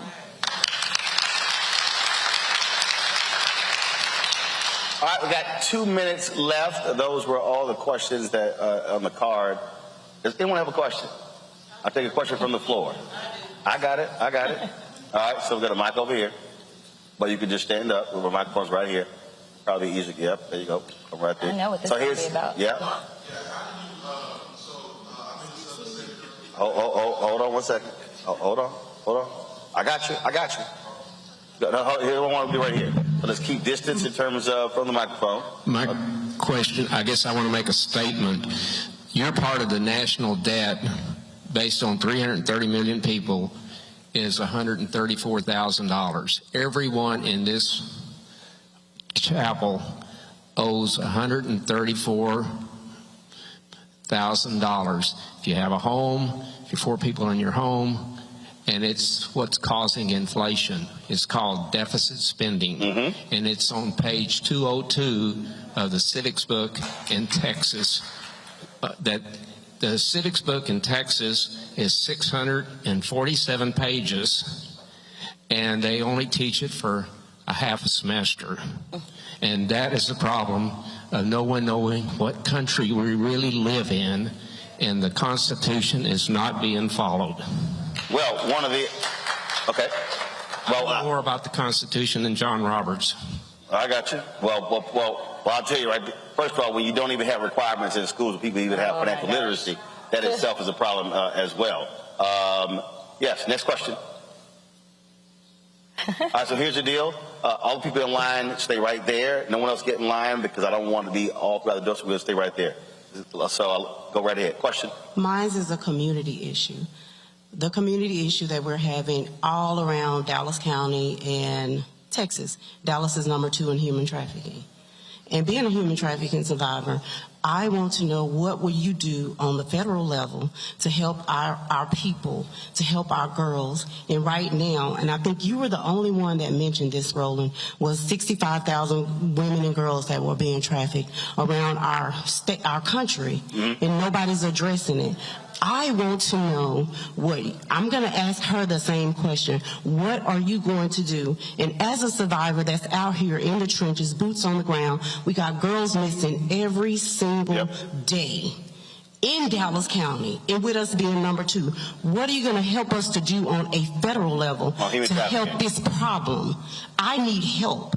We need help as advocates. We need help as rescuers to do what we need to do, because I can't do it alone. Got it. And you're sitting there, just like she'll be sitting there. Whoever's sitting there, I will ask them the same question. I got you. And that's also our way about Black and Missing every single day on the show, because you're right. Go ahead. Yeah, no, Tanya is an amazing advocate. If y'all do not know who she is, and she has a nonprofit. And so one of the things that I actually want to work with is, on a federal level, we definitely need to make sure that we are supporting with money, right? And so what I'm experiencing and talking to so many of my nonprofit folk, specifically in the district, is they don't know what all is available, or they don't have access to the grant writer and things like that. So advocating for the funds that you need, because it's going to take the state legislation. And I will say that Symphonia Thompson has led so many great things. I mean, most of you probably don't understand, but this session, that was one of the things we could get past, was some trafficking issues, because Texas is a leading state. And so now all these hotels where they're trafficking girls, now there will be a penalty on them if they are not training up their staff so that they can identify what trafficking looks like. And so when we're talking about it, and obviously trafficking can go across interstate lines. And so when you start to cross interstate lines, that's exactly when you end up in the federal court, okay? That's when your AUSAs can charge somebody on the federal level. And so we've got options as it relates to the criminal justice system. I've never had to try anybody as it relates to trafficking on the federal level. I'll be honest with you, the trafficking was always drugs that I specifically tried. But I've got to make sure that I stay in touch with people like you, because this is your subject matter expertise. And so I want to be clear. To be an elected official doesn't mean I know everything, number one. But what you can't do is be upset that your elected doesn't know what they don't know. But what you can do is make sure that you always communicate, and you do. Make sure that you're always communicating, and that goes for any and everybody. A lot of times we get our ideas for bills directly from you. Okay. All right. So I'm gonna take these questions. We're gonna go to 8:40. So just be mindful. Be very precise with your question and the answer. Go. Okay, I'll keep it simple. All right. So if elected, what committees would you be a member of? What committees do you want to sit on if you're in Congress? I got you, bro. Small business. I'm the translator. Small business and judiciary. Those are two that I really want to sit on. Small business and judiciary. All right, cool. Good afternoon, Congresswoman.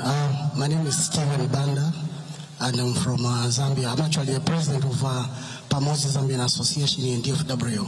Believe it or not, we've been following you. And as an African people, we want to integrate and begin working with you. Look at the seats that are empty. If you tap into the African community, this place will be full. And we want to start making that subject known.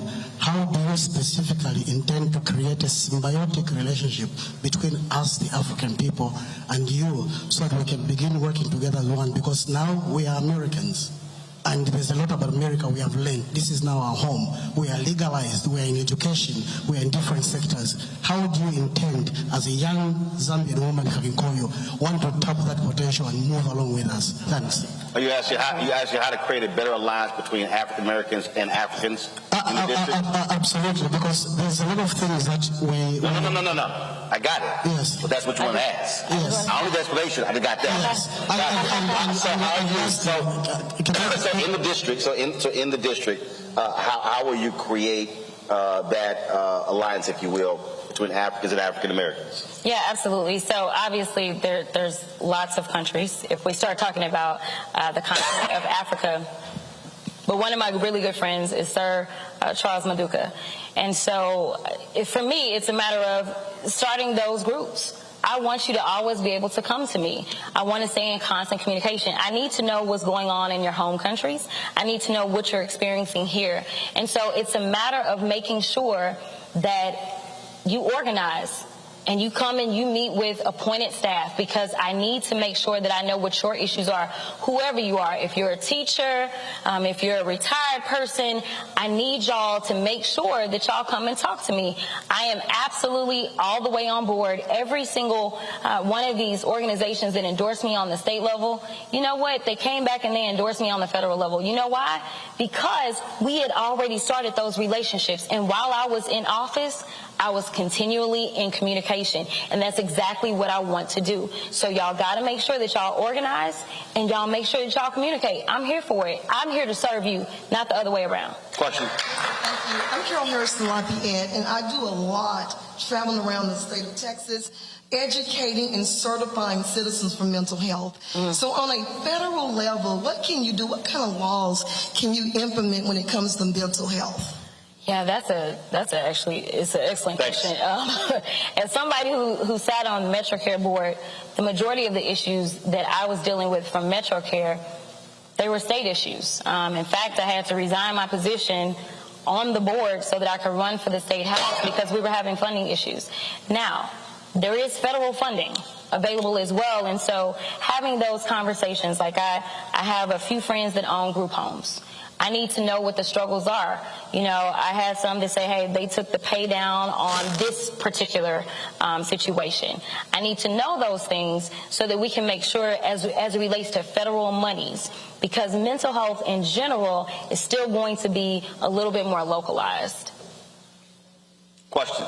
Good evening. I am Reverend Dr. Pamela Fox. I'm a licensed clinical social worker and ordained minister, member of Friendship West Baptist Church. Hold the microphone. And my question is a philosophical question.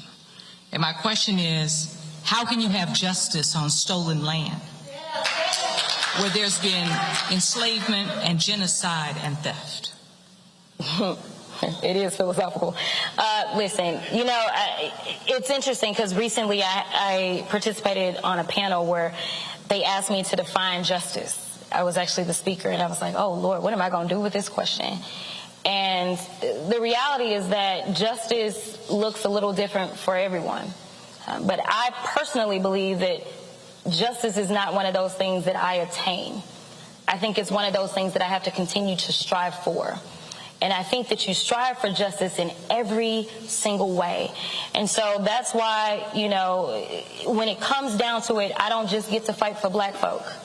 I have to fight for justice and equity every single day. And honestly, no matter who you are, whether you're elected, whether you're planning to run for office, it's incumbent upon us in our everyday lives to continually fight for justice, whether you're a teacher, whether you're dealing in trafficking, whether you're an elected official. And so that, for me, is what justice looks like. It's not really the thing that I truly believe is attainable, especially for people that look like me. Final question. Good evening. You talked about wanting to sit on small business seats. I'm here representing my dad's small business, Two Partners Barbecue in South Dallas.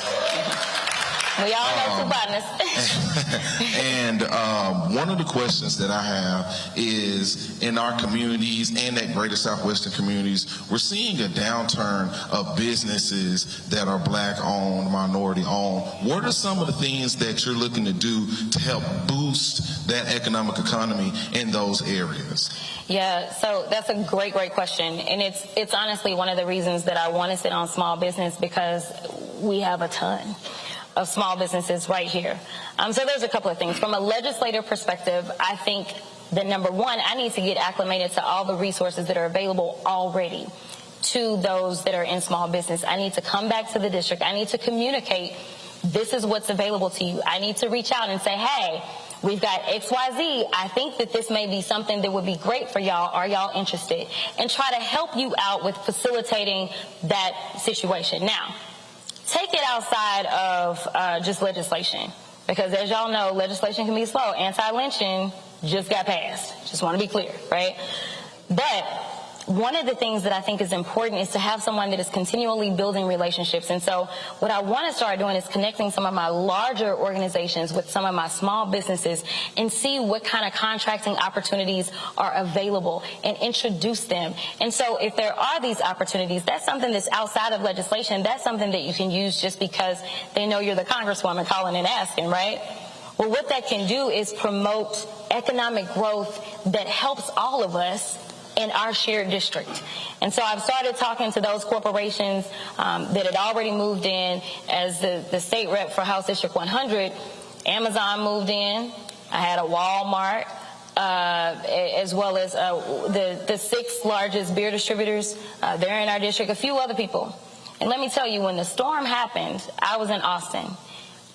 Lights didn't go out, everything was fine, but my phone started blowing up, and I'm a freshman lawmaker, and I don't know what to do. And I've got seniors that don't have access to water. I mean, everybody is freaking out. I call, try to figure out what I can do. I find out I'm really chopped liver as a state elected official in the middle of the winter storm. So what did I do? I called the business community. I called the beer distributors, and they said, well, Rep, we distribute beer. I said, I know, but y'all are big, so you got some water? He said, well, Rep, we distribute beer. I was like, I know, but, I need you to see if you have water. But when he called me back, he had pallets of water. He said, Rep, where do you want these pallets to go? And so he delivered them for me. They've also partnered with me so that we could actually get more people vaccinated, because sometimes you got to, spice it up a little bit. We've given away things to encourage vaccination. We've vaccinated more folk than any other state house seat because we worked with our business partners. And so I think we got to work with the large ones as well as the small ones and make sure that we connect y'all. So I think that that's something that I can do outside of just the legislation. And also keep in mind on the federal level, they classify small business as 500 employees. Down. Yeah. That's a huge, Again. And most black. Nearly all of ours have 1 employee. Yeah. So when you might think somebody with 400 employees, the federal government classifies them as small. Business, yeah. That ain't small, but that's how they classify it. That is it for us. Let me thank all of you for coming out. We appreciate you taking time out on this Wednesday. 2 more days of early voting, runoff election. This is not the only runoff race. There are other races as well, so please familiarize yourself with the other people who are on the ballot. And so please cast that ballot. As I say, I voted earlier. My parents, they worked the polls. So I got to go by. I had to skip the line. It wasn't long. And so shout out to them. They've worked in politics, run phone banks, put up signs. And so people always ask me, man, how you know so much about politics? I said, well, you ain't have a choice when they said go pass these leaflets out. So it was funny going to the poll and see the people sitting out there, passing out stuff. I was like, yeah, I remember those days. Appreciate that. Representative Crockett, thank you so very much. Congresswoman Ada Johnson, thank you so very much. Also thank the church for hosting us as well. All the folks and all of you who are watching on the Black Star Network, we appreciate it as well. Glad to see still almost 2,000 of y'all sitting here watching. That's just on YouTube, but also on Facebook and the app. Don't forget, download the app, Apple TV, Android TV, Apple phone, Android phone, Roku, Amazon Fire, Xbox, Samsung TV as well. And of course, it's important for y'all to support us what we do when it comes to black-owned media. The reality is, look, mainstream media, they get the bulk of the advertising dollars. Out of $322 billion spent every single year, black-owned media gets 0.5 to 1% of that. And so that's one of the reasons why we also don't have black-owned media with significant capacity. And so, folks, support us. Cash App, $RM Unfiltered. PayPal is R Martin Unfiltered. Venmo is RM Unfiltered. And Zelle is Roland@RolandSMartin.com. Roland@RolandMartinUnfiltered.com. And I got a message from my mama when I went to go vote. She said, yeah, your voter registration card at our house. I was like, Mama. I know y'all been living in my house for like 12 years. I'm like, Mama, where our house come from? I'm like, where our house? house. I had to mess with her. She talking about our house. I said, Mama, that's my house. What's wrong with you? So I had to mess with her. So always glad to be back here in the district. And again, good to see the Congresswoman. And y'all, every time she came on my show, I'll be like, now you know I'm a constituent. But I always appreciate you coming on the show. Thank you so very much. Thank all of y'all, and y'all take care.